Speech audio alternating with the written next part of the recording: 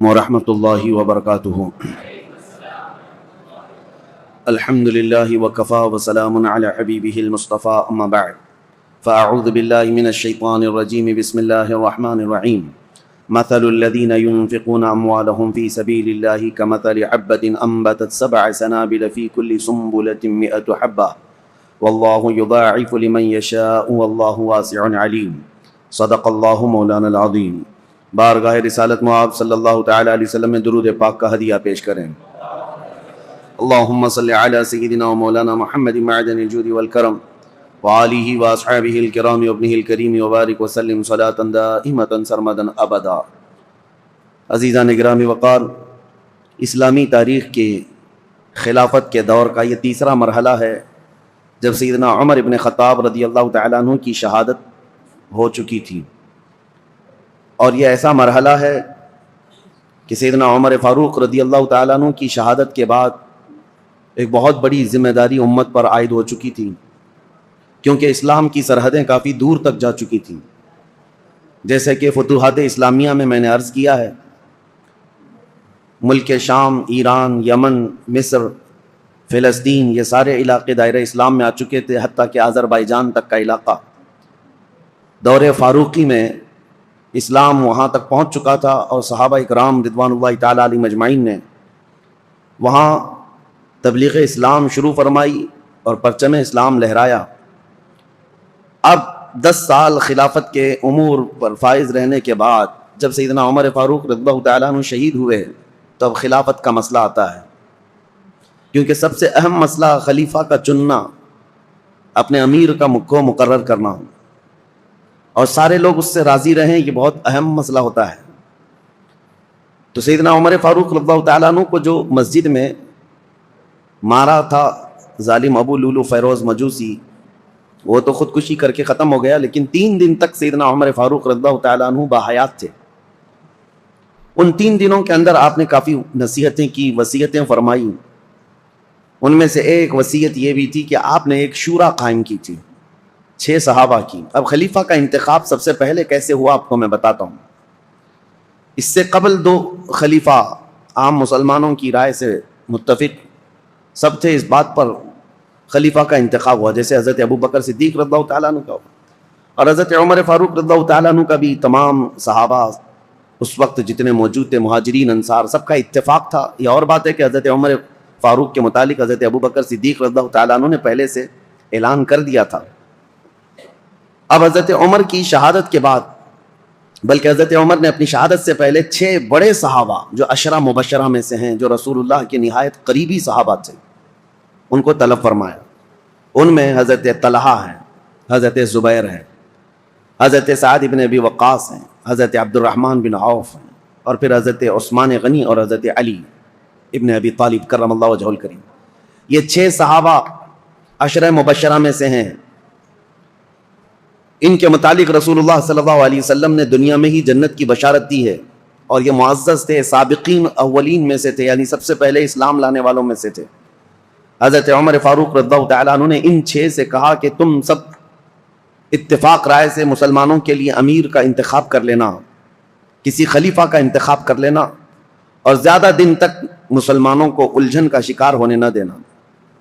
یہاں تک کہ حضرت مغیرہ بن شعبہ رضی اللہ تعالیٰ عنہ ایک صحابی ہیں، ان کو، حضرت ابو موسیٰ اشعری ایک صحابی، ان کو حضرت عمر فاروق رضی اللہ تعالیٰ عنہ نے ایک گھر کے دروازے پر جمع کر دیا تھا۔ یہ 6 صحابہ اندر ہیں اور کچھ مہاجرین اور انصار صحابہ ہیں، کہ کسی بھی باہر والے شخص کو یہاں اندر آنے نہ دینا جب تک کہ یہ لوگ خلیفہ کا انتخاب نہ کر لیں، فتنہ ہو سکتا ہے۔ نئے لوگوں کا شامل ہونا فتنے کا سبب بنتا ہے۔ حضرت عمر فاروق رضی اللہ تعالیٰ عنہ کی یہ بڑی دور اندیشیاں ہیں۔ میں ابھی اور بھی آپ کو بتاؤں کہ ان کی سیاست کیسی تھی حضرت عمر فاروق کی، جس کی وجہ سے معاملات کتنے ٹھیک ٹھاک تھے۔ 6 لوگوں کے اوپر آپ نے یہ ذمہ داری چھوڑی۔ اب انتخاب کیسے ہوا، خلیفہ کو کیسے منتخب کیا گیا، کیسے الیکٹ کیا گیا یا سیلیکٹ کیا گیا؟ اس کا طریقہ یہ رہا کہ حضرت عبد الرحمن بن عوف، ان کا بڑا کردار ہے، اس میں بڑا اہم رول ہے۔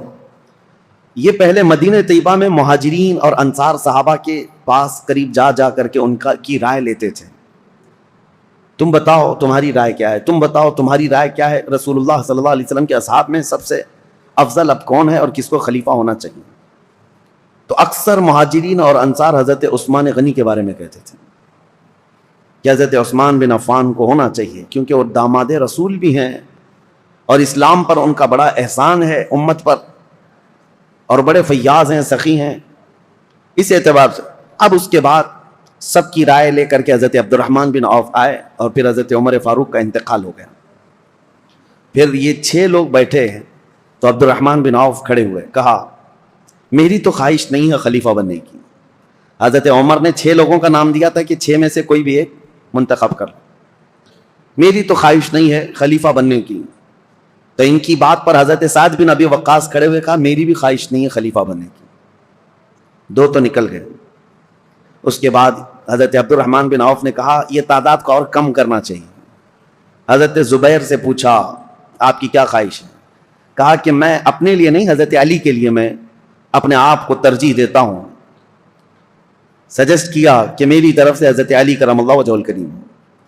حضرت طلحہ سے پوچھا گیا آپ کی کیا رائے ہے؟ انہوں نے کہا میں اپنی جو خواہش ہے یا میرے خلیفہ بننے کی اگر کسی نے امید رکھا ہو تو میں یہ سارا قربان کرتا ہوں حضرت عثمان غنی کے ہاتھ پر۔ 2 اور کم ہو گئے۔ حضرت طلحہ نے کہا میری خواہش نہیں ہے، میں حضرت عثمان کو سجیسٹ کرتا ہوں، اور حضرت زبیر نے کہا میں حضرت علی کو سجیسٹ کرتا ہوں۔ 4 کم ہو گئے یہ 6 کی شورا کی جماعت میں۔ پہلے 2 تو انہوں نے کہا ہم خلیفہ کے امیدوار ہے ہی نہیں۔ تو جب یہ 4 پیچھے ہٹ گئے تو اب حضرت علی اور حضرت عثمان 2 بچے تھے، حضرت عبد الرحمن بن عوف۔ اب ان دونوں کے درمیان کسی کو منتخب کرنا ہے۔ تو پہلے حضرت عثمان غنی کے پاس گئے، نہیں پہلے حضرت علی کرم اللہ وجہ الکریم کے پاس گئے، کہا میں اللہ کے احکام اور رسول اللہ کی سنت پر اور آپ سے ہم سے پہلے جو گزر چکے 2 خلفاء کی سنت پر آپ سے بیعت لینا چاہوں، تو آپ کا کیا ارادہ ہے؟ حضرت علی رضی اللہ تعالیٰ عنہ نے فرمایا دیکھا جائے گا۔ آپ نے اتنا ہی جواب دیا۔ اور اس کے بعد حضرت عبد الرحمن بن عوف نے کہا کہ اگر میں آپ کی بیعت نہ کروں، حضرت علی سے پوچھا آپ حقدار ہیں، ابھی امیدوار ہیں؟ حضرت عبد الرحمن بن عوف خود کہتے ہیں اگر میں آپ کی بیعت نہ کروں تو آپ میرے لیے کس کو مشورہ دیں گے آپ کے علاوہ؟ حضرت علی نے کہا اگر آپ میرے ہاتھ پہ نہیں بیعت کرنا چاہتے ہیں تو میں مشورہ دیتا ہوں کہ عثمان بن عفان کے ہاتھ پہ بیعت کرو۔ حضرت عبد الرحمن بن عوف پھر حضرت عثمان کے پاس آئے، کہا میں اللہ کے احکام اور رسول اللہ کی سنتوں پر اور 2 پیشتر خلفاء کی سنتوں پر آپ سے بیعت لینا چاہوں۔ تو حضرت عثمان غنی نے کہا ٹھیک ہے، انہوں نے منظوری دی۔ پھر حضرت عثمان غنی سے حضرت عبد الرحمن بن عوف نے یہ پوچھا کہ اگر میں آپ سے بیعت نہ کروں، آپ حقدار ہیں، آپ خلافت کے مستحق ہیں، اس کے باوجود اگر میں آپ کے ہاتھ میں بیعت نہ کروں تو میرے لیے کسی دوسرے آدمی کے متعلق آپ مشورہ دے سکتے ہیں، میں کس کے ہاتھ میں بیعت دوں؟ حضرت عثمان غنی نے کہا اگر آپ میرے ہاتھ پہ بیعت نہیں ہونا چاہتے تو میں مشورہ دیتا ہوں علی بن ابی طالب کے ہاتھ پہ ہو جائیں۔ یہ الگ الگ لے جا کر کے حضرت عبد الرحمن بن عوف نے پوچھا تھا، ان کو الگ لے جا کر ان کو الگ لے جا کر، اور اس کے بعد پھر یہ بھی پوچھا تھا دونوں سے کہ اگر آپ کے ہاتھ پر بیعت نہ کی جائے تو کیا آپ کو اس کا قلق ہوگا؟ کہا قطعاً نہیں ہوگا، اس بات کا نہ غم ہوگا نہ قلق ہوگا۔ اس کے بعد حضرت عبد الرحمن بن عوف، مہاجرین اور انصار سب جماعت موجود تھی، اس جماعت کے درمیان آئے، اور یہ 6 صحابہ عشرہ مباشرہ یہ بھی آئے۔ تو حضرت عبد الرحمن بن عوف نے اپنا سارا ماجرا بتایا کہ لوگوں سے میں نے معلوم کیا، اور اس کے بعد حضرت علی سے بھی میں نے پوچھا، حضرت عثمان سے بھی پوچھا۔ لوگوں نے پوچھا کہ کیا معلوم کیا، کیا پوچھا آپ نے لوگوں سے، اور کیا آپ کو نتیجہ ملا؟ تو حضرت عبد الرحمن بن عوف نے کہا جو مجھے نتیجہ ملا وہ یہ ہے کہ حضرت عثمان کا ہاتھ پکڑتے ہیں اور کہتے ہیں میں اللہ اس کے رسول کے احکام پر ان کے ہاتھ پر بیعت کرتا ہوں۔ عبد الرحمن بن عوف رضی اللہ تعالیٰ عنہ کی بڑی عزت تھی، آپ نے جیسے ہی بیعت کیا 2 نمبر پر سب سے پہلے حضرت علی کرم اللہ وجہ الکریم نے بیعت کیا، کہا کہ ہم حضرت عثمان ابن عفان کو خلیفہ برحق تسلیم کرتے ہیں۔ اور اس کے بعد جوق در جوق مہاجرین اور انصار صحابہ کے جتنے بھی جماعتیں تھی، طبقے تھے، سبوں نے حضرت عثمان غنی کے ہاتھ پر بیعت کر لیا، اور بالاتفاق صحابہ کا اجماع ہوا اس بات پر حضرت عثمان غنی کے ہاتھ پر سبوں نے بیعت کیا۔ لیکن ایک مسئلہ تھا، حضرت عثمان غنی رضی اللہ تعالیٰ عنہ خلیفہ تو مقرر ہو گئے، اس خلیفہ کے انتخاب میں تقریباً 15 سے 20 دن کا عرصہ گزر گیا، جب حضرت عثمان غنی رضی اللہ تعالیٰ عنہ تشریف لائے تو چونکہ آپ کی ولادت سے لے کر کے اب تک کے حالات، اس سے قبل آپ نے سنا ہوگا، پھر مختصر میں آپ کو بتاؤں، مکہ مکرمہ میں شریف النفس تھے، طبیعت کے بڑے خلیق مزاج، اعلیٰ اخلاق کے تھے، شرم و حیا کے پیکر تھے. جہالت کے زمانے میں بھی کبھی آپ نے بتوں کی پوجا نہیں کی، نہ کبھی شراب نوشی کی، نہ کبھی جوا کھیلا، نہ کبھی گانا گایا. عربوں میں تو یہ سب چیزیں مشہور تھیں. اسلام لانے سے پہلے بھی آپ پاک باز تھے، عفت شعار تھے. حضرت عثمان خود کہتے ہیں کہ میں اسلام میں تیسرے نمبر پر داخل ہوا ہوں، اور حضرت ابوبکر صدیق رضی اللہ تعالیٰ عنہ کی تبلیغ پر تیسرے نمبر پر اسلام لانے والے حضرت عثمان غنی ہیں. اور عجیب اتفاق ہے کہ رسول اللہ کے بعد تیسرے نمبر پر خلیفہ بننے والے بھی عثمان ابن عفان. اسلام میں آنے میں بھی آپ کا تیسرا نمبر ہے، اور خلفائے راشدین میں بھی آپ کا تیسرا نمبر ہے. حضرت عثمان غنی رضی اللہ تعالیٰ عنہ حضور صلی اللہ تعالیٰ علیہ وسلم کے اصحاب الفیل کا جو واقعہ پیش آیا اس کے 7 سال بعد پیدا ہوئے تھے. 7 سال بعد، بعض حضرات نے کہا 6 سال بعد پیدا ہوئے. حضور صلی اللہ تعالیٰ علیہ وسلم کی بعثت کے 6 سال بعد پیدا ہوئے. اس اعتبار سے جب جوان ہوئے تو نبی پاک صلی اللہ تعالیٰ علیہ وسلم نے اپنی ایک بیٹی آپ کے نکاح میں دیا، حضرت ام کلثوم کو. اور ان کے انتقال کے بعد حضرت رقیہ کو، اور حضرت رقیہ کے انتقال کے بعد حضور صلی اللہ علیہ وسلم نے اپنی دوسری بیٹی حضرت ام کلثوم کو نکاح میں دیا. اور یہ حضرت عثمان غنی رضی اللہ تعالیٰ عنہ کے متعلق میرے آقا صلی اللہ علیہ وسلم کا فرمان علی شان ہے. انبیاء کرام علیہ السلام میں حضرت لوط علیہ السلام کے بعد یہ پہلے ہیں جنہوں نے اپنی اہلیہ کے ساتھ اللہ کی طرف ہجرت کی. کیونکہ حضرت عثمان غنی حبشہ گئے تھے ہجرت کر کے. جو 70 صحابہ ہجرت کر کے گئے تھے مکہ سے، مدینے کی ہجرت سے پہلے ایک اور ہجرت ہوئی ہے، 70 کے قریب صحابہ، اور اس میں عورتیں بھی تھیں. اس میں حضرت عثمان غنی رضی اللہ تعالیٰ عنہ اور ان کی اہلیہ محترمہ حضور صلی اللہ علیہ وسلم کی زوجہ، حضور صلی اللہ علیہ وسلم کی بیٹی، یہ ہجرت کر کے حبشہ گئے تھے. اس پر ان کی بڑی فضیلت ہے. ان کو صاحب الہجرتین کہا جاتا ہے، 2 ہجرتوں والا، اور ذو النورین کہا جاتا ہے کہ 2 نور والا. اور حضور اکرم صلی اللہ تعالیٰ علیہ وسلم نے یہ بھی فرمایا، اب تک روئے زمین پر کوئی ایسا شخص نہیں جس کے عقد میں ایک نبی کی 2 بیٹیاں آئی ہوں سوائے عثمان بن عفان کے. حضرت عثمان غنی رضی اللہ تعالیٰ عنہ کے نکاح میں آئی، ایک کے انتقال کے بعد دوسری. اور نبی پاک صلی اللہ تعالیٰ علیہ وسلم یہ بھی فرماتے اگر میری 100 بیٹیاں ہوتی ایک کے بعد دیگرے اگر انتقال کر جاتی تو سب میں عثمان کے نکاح میں دیتا. حضرت عثمان غنی کے متعلق میرے آقا یہ بھی فرماتے یہ میرے دادا، میرے جد امجد حضرت ابراہیم علیہ السلام سے ملتے جلتے ہیں. اور یہ بھی فرمایا کہ عادتوں میں، خصلتوں میں حضرت عثمان کے متعلق میرے آقا فرماتے کہ یہ میری عادتوں سے بہت ملتے جلتے ہیں. تو یہ رہے ان کے فضائل، یہ رہے ان کے اوصاف، ان کے کمالات. بلکہ ان کی فضیلتوں میں سب سے بڑی بات یہ ہے میرے آقا صلی اللہ تعالیٰ علیہ وسلم کی خود عادت کریمہ تھی. جب عثمان غنی حجرے میں آتے یا رسول اللہ کے پاس آتے، نبی پاک صلی اللہ تعالیٰ علیہ وسلم اپنے کپڑے سیدھے فرما لیتے. اگر پنڈلیوں تک بھی تہبند آ جاتی حضور کی تو آپ سیدھا کر لیتے. اور جب حضرت عثمان آتے تو حضور صلی اللہ تعالیٰ علیہ وسلم سیدھے ہو کر بیٹھ گئے یا اس طرح فرماتے. تو صحابہ، حضرت عائشہ نے خود پوچھا تھا کہ عثمان کے آنے پر آپ اس طرح کیوں کرتے ہیں؟ میرے آقا صلی اللہ تعالیٰ علیہ وسلم فرماتے ہیں کیا میں اس شخص سے حیا نہ کروں جس سے اللہ کے فرشتے بھی حیا کرتے ہیں؟ وہ حیا کے پیکر تھے حضرت عثمان غنی رضی اللہ تعالیٰ عنہ. یہ ان کی فضیلت کے لیے سب سے بڑی بات ہے کہ اللہ کے فرشتے جس سے حیا کرتے ہوں وہ عثمان بن عفان.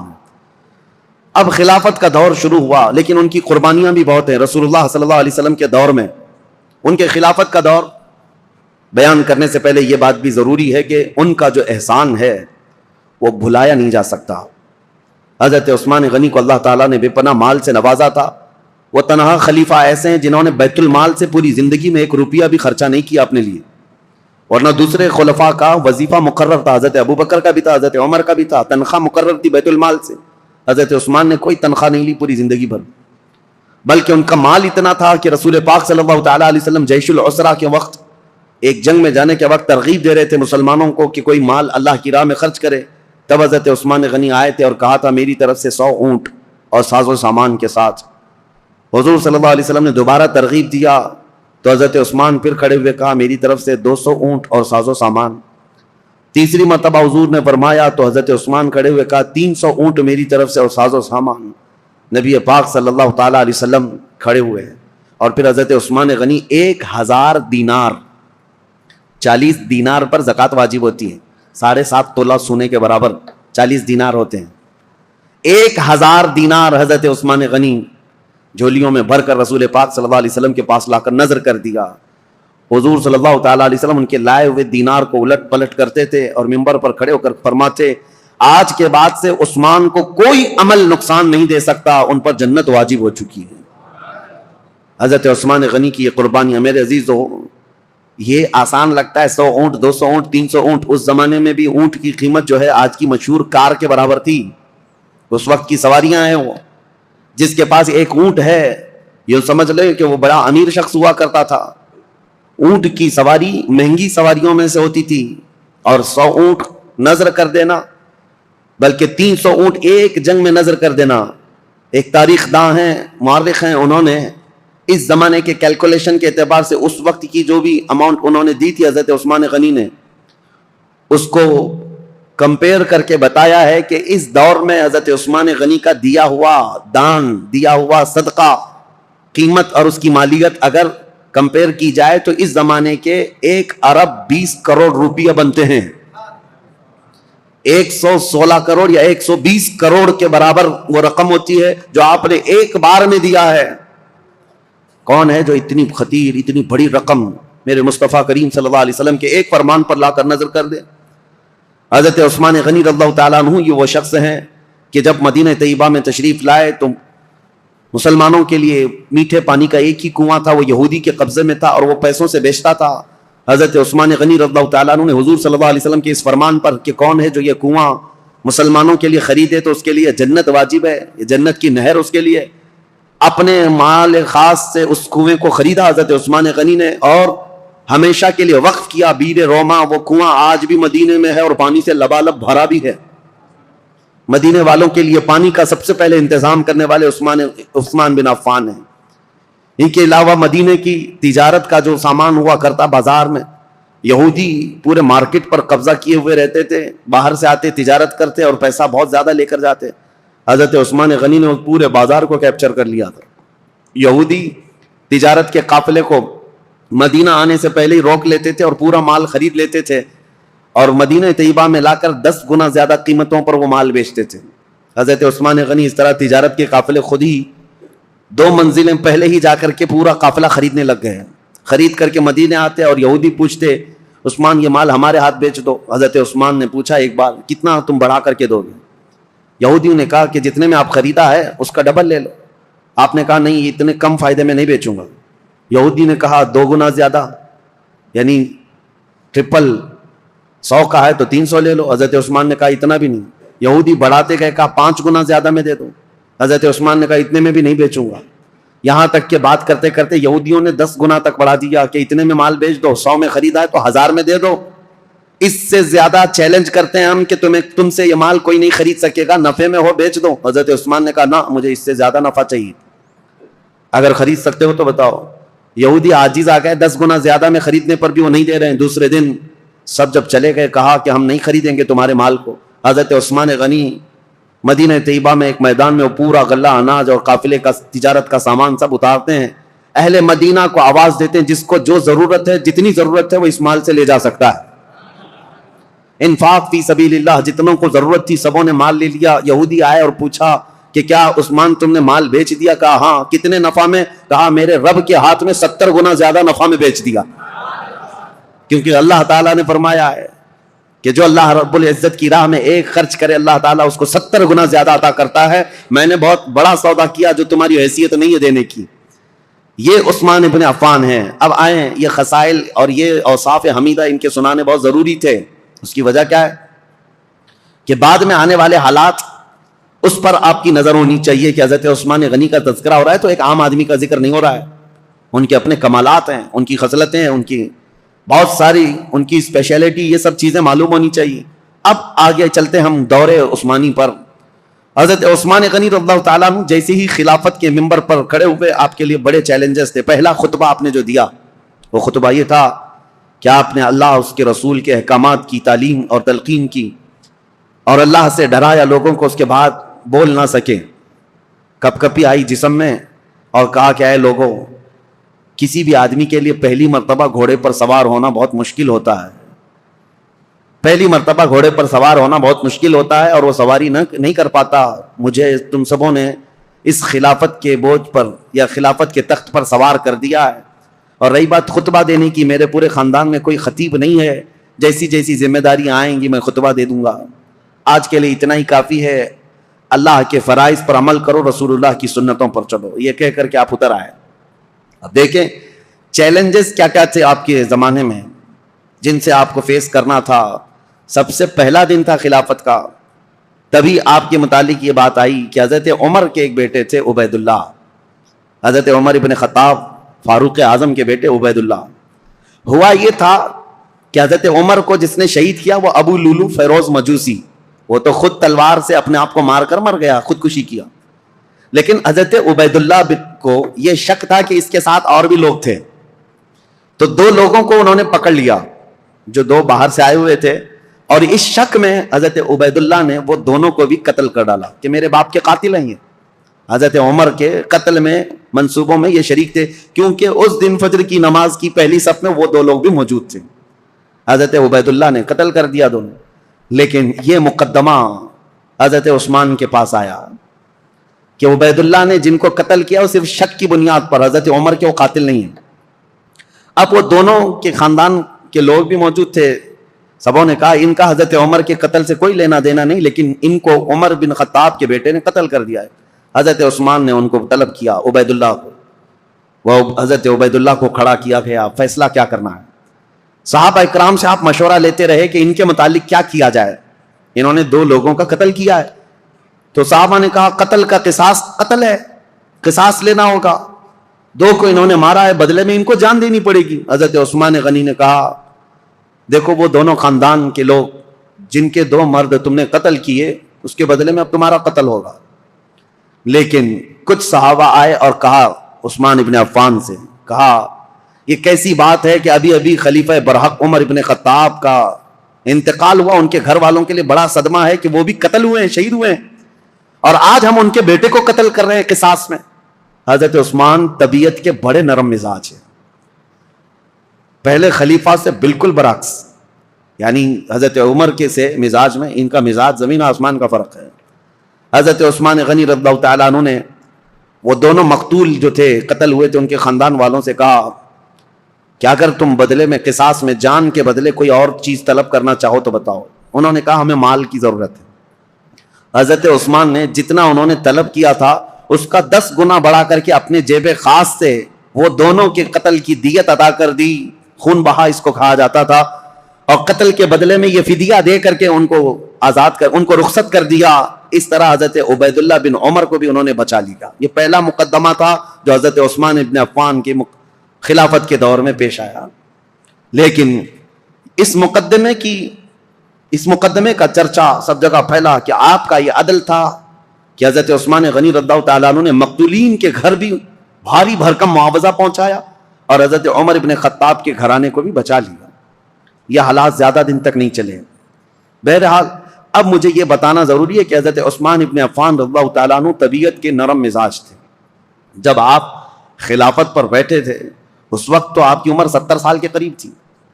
حضرت عثمان غنی رضی اللہ تعالیٰ عنہ 70 سے اوپر تھی. 70 سال کی عمر کے بعد آپ کو خلافت پر فائز کیا گیا ہے. آپ نے اپنے دور میں جو فوجیں بھیجی اور بہت سارے جو ممالک اسلامیہ یعنی دوسرے ممالک جو اسلام میں آئے ان کی بھی ایک لمبی فہرست ہے. پہلا تو یہ ہے کہ حضرت عثمان ابن عفان رضی اللہ تعالیٰ عنہ کے دور میں اسپین جو اس زمانے میں اندلس کہا جاتا تھا آج کا اسپین، یا حضرت عثمان غنی کے دور میں فتح ہوا. اور اسلامی فوجوں میں سب سے پہلے فوجیں پہلے میدان میں اتر کر کے لڑتی تھیں. لمبا لمبا سفر کیا ہے صحابہ نے. امیر معاویہ رضی اللہ تعالیٰ عنہ جو ملک شام کے گورنر تھے، حضرت عمر کے زمانے سے چل رہے تھے، حضرت امیر معاویہ وہ ملک شام دمشق کے والی تھے، گورنر تھے. ان کی ایک خواہش تھی کہ قبرص جو آج ترکی کا حصہ ہے، سائپرس جس کو کہتے ہیں یا قبرص، یہ وہی علاقے ہیں. اب یہ یورپ کی سرزمین پر آتے، یہاں تک جانے کے لیے سمندر کا سفر کر کے ہی جانا پڑتا، خشکی سے نہیں. تو حضرت امیر معاویہ کی خواہش رہتی تھی کہ سمندر کا راستہ طے کر کے ہم جائیں گے، قبرص فتح کریں گے، وہاں زرخیزی بہت ہے، ہریالیاں بہت ہیں، بہت خوشگوار جگہ ہے. حضرت عمر فاروق رضی اللہ تعالیٰ عنہ نے صحابہ کو بلایا اور پوچھا کہ کشتی کا سفر کیسا ہوگا. اس وقت تک صحابہ سمندر کی کشتی کا سفر کر کے لمبا فاصلہ طے کر کے کہیں گئے نہیں جنگ کے لیے. تو حضرت عمر نے جب یہ مشورہ لیا تو جس صحابی نے کشتی کی پوری ڈیٹیل بتائی وہ ایسی تھی کہ ایک بہت بڑا جانور ہے کشتی کے بارے میں, ایک بہت بڑا جانور ہے اور اس پر بیٹھنے والے کیڑوں کی طرح ہے, اور یہ لکڑا اگر پلٹ گیا تو سب غرق ہو جائیں گے, اور چلتا رہا تو سب لوگ چمکتے رہیں گے. اس طرح کشتی کے بارے میں انہوں نے بتایا. کشتی کا سفر فائدہ کم ہے, نقصان بہت زیادہ ہے. حضرت عمر رضی اللہ تعالیٰ عنہ نے فوراً ہی کہا تھا میں مسلمانوں میں سے کسی بھی جماعت کو ایسے سخت سفر پر روانہ کرنے کے لیے بالکل منظوری نہیں دے سکتا. تو حضرت عمر کے پورے دور میں سمندر کے سفر پر صحابہ کو کبھی بھیجا نہیں گیا تھا, جبکہ حضرت امیر معاویہ کی بڑی خواہش تھی کہ سمندر کا سفر طے کر کے جائیں گے اور اس علاقے کو بھی فتح کر کے دائرہ اسلام میں داخل کریں گے.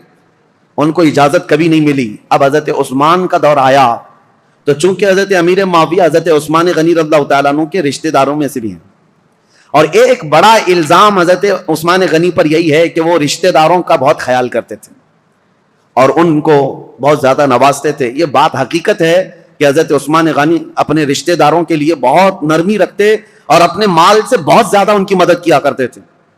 لیکن ان رشتہ داروں میں کچھ تو نااہل بھی نکلے, کچھ نااہل بھی نکلے. بہرحال حضرت عثمان غنی رضی اللہ تعالیٰ عنہ نے حضرت امیر معاویہ کی اس درخواست کو منظور کر لیا کہ کشتی کا سفر کر کے یہ قبرص جائیں گے. ترکی کا سفر, یہ سب سے پہلے مسلمانوں کی جماعت ہے جو کشتی میں سوار ہو کر کے جا رہی ہے. لیکن ساتھ میں حضرت عثمان نے یہ پابندی لگائی تھی کہ کسی بھی مسلمان کو زور زبردستی جہاد میں شریک نہیں کیا جائے گا. جس کی مرضی ہوگی وہ امیر معاویہ کی عمارت میں ان کی سپہ سالاری میں جا سکتا ہے. تو کسی کے اوپر بھی سختی کے ساتھ یہ حکم نہیں لگایا گیا. حضرت امیر معاویہ نے اعلان کیا جتنے مسلمان ساتھ ہوئے گئے, لیکن قبرص کے علاقے کے لوگ, سائپرس کے لوگ ٹھنڈے مزاج کے لوگ تھے, وہ جنگ اور جدال کو پسند کرنے والے لوگ نہیں تھے.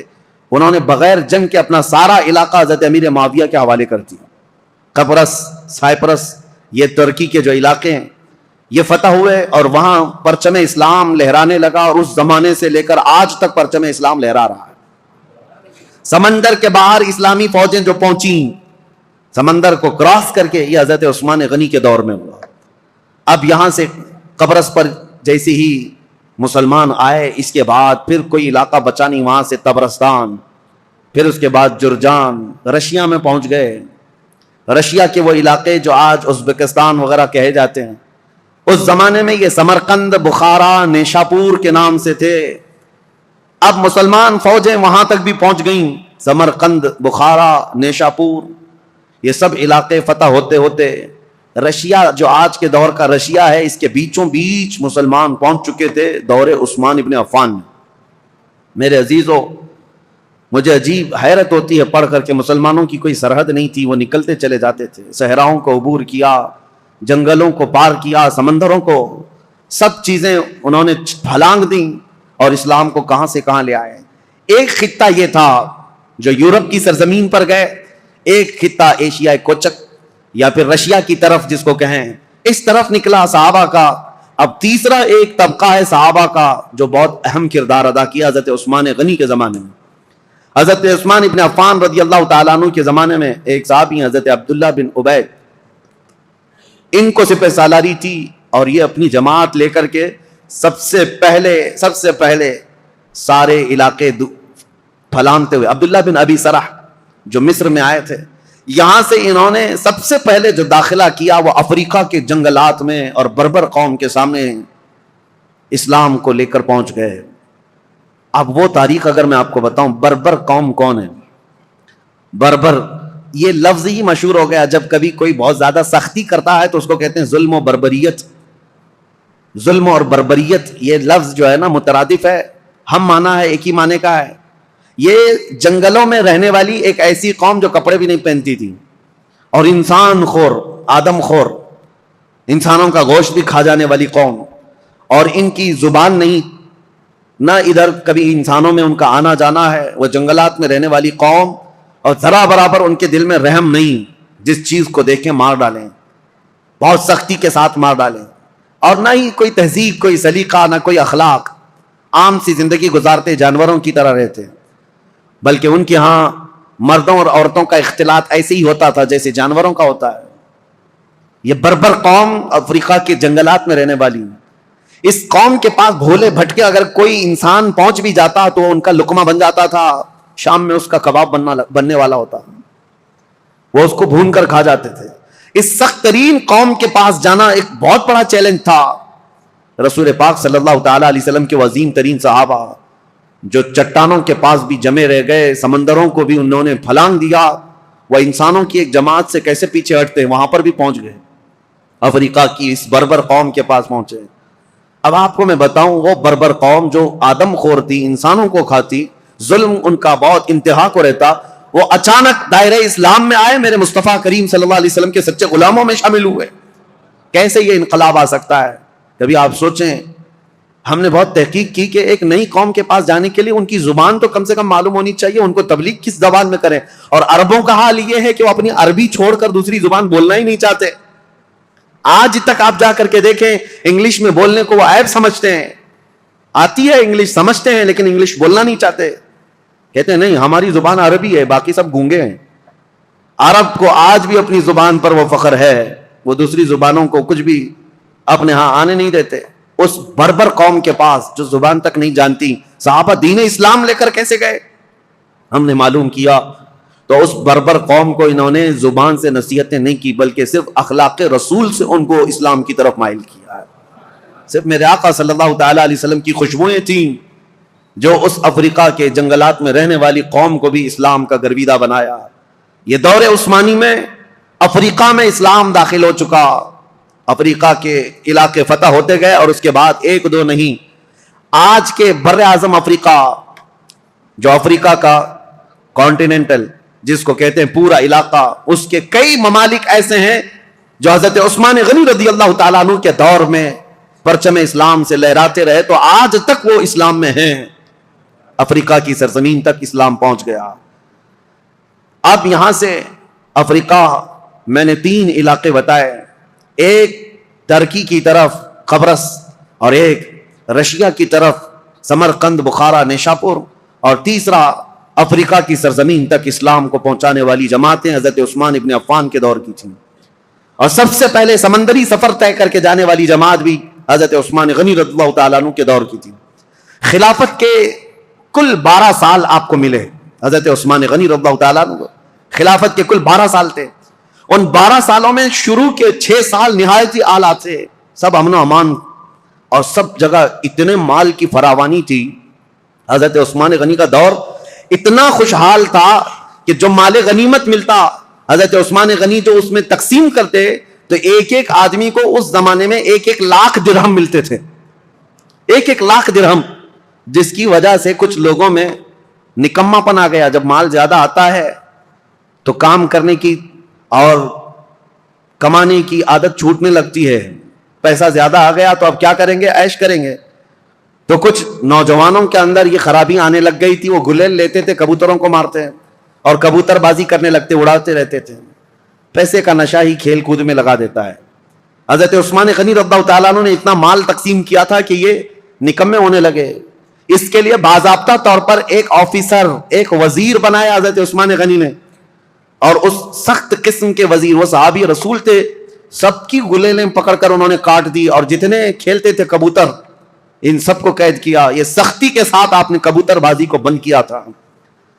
یہ صرف میں مثال کے لیے بتا رہا ہوں کہ فراوانی اتنی آئی، کشادگی اتنی آئی، خوشحالی اتنی آئی کہ ایک ایک شخص کو 1-1 لاکھ درہم ملا کرتے تھے مال غنیمت سے. اب یہ فراوانی آنے کے بعد ہی، اسی لیے کہتے ہیں نا، جب مال زیادہ ہوتا ہے تو لوگوں میں فتنے بھی بڑھنے لگ جاتے ہیں، فتنے بھی زیادہ ہونے لگتے ہیں.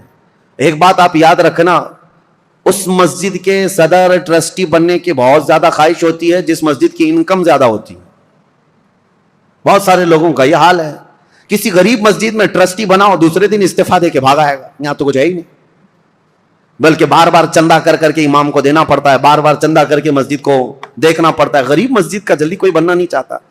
ہاں، جس کی بہت ساری دکانیں ہیں، بہت سارا اس کا انکم کا آنا جانا لگا ہوا ہے. دیکھو کتنے امیدوار ہیں, ہر گلی میں ایک صدر کھڑا ہے.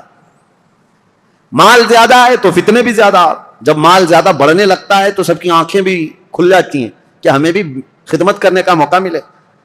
سب بات یہی کرتے ہیں, ہم کو بھی خدمت کرنے کا موقع ملے. اس میں کس کی خدمت کا؟ پیٹ کی خدمت کا.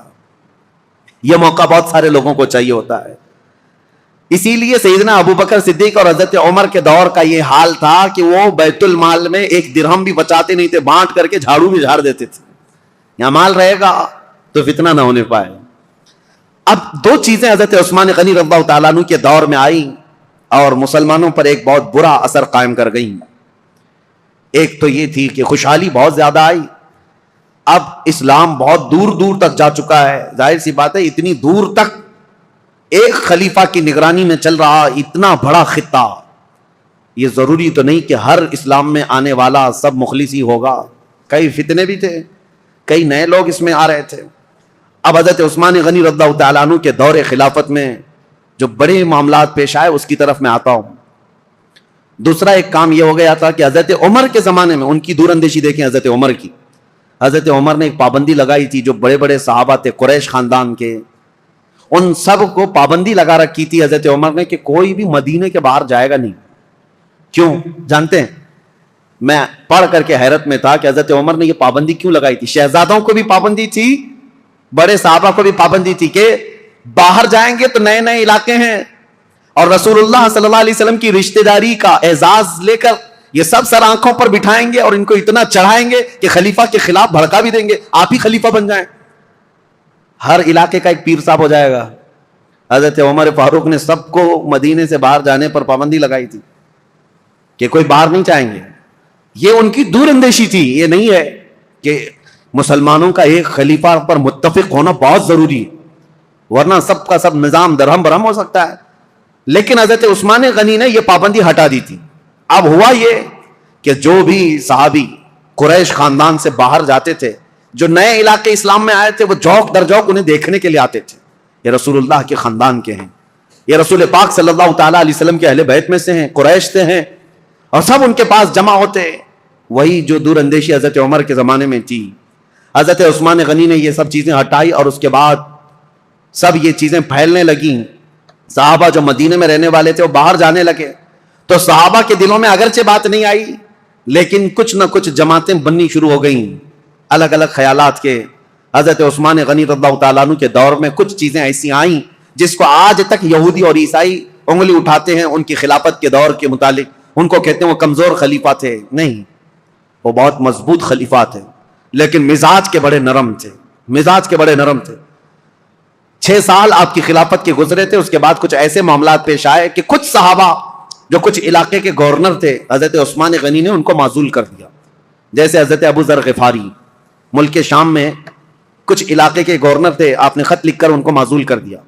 حضرت عبداللہ بن مسعود بڑے صحابی ہیں, فقیہ صحابی, ان کو حضرت عثمان غنی نے معزول کر دیا.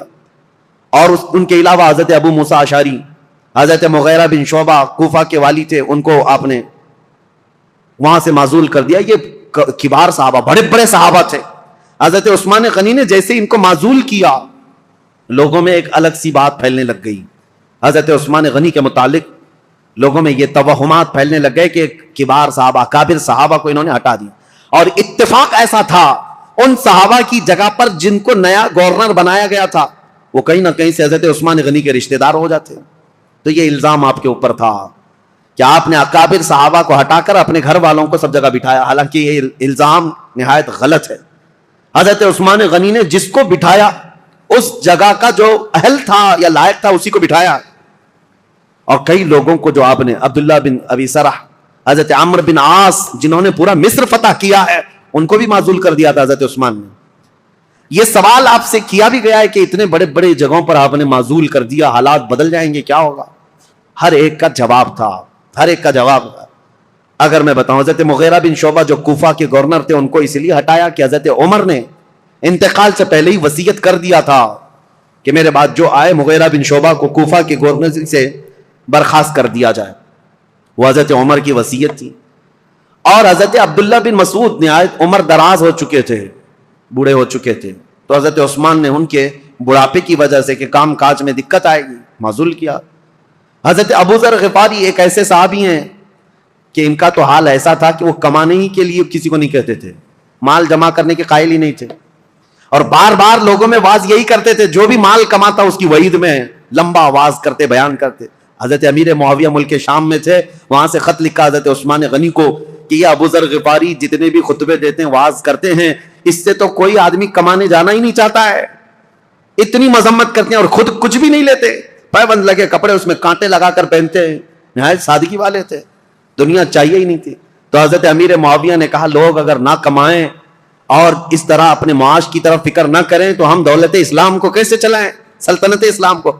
حضرت امیر معاویہ کا خط آیا تو حضرت عثمان غنی نے حضرت ابو ذر غفاری کو, جس علاقے کے وہ گورنر تھے, معزول کر کے کہا آپ میرے پاس مدینے آ جائیں, میرے ساتھ رہیے آپ.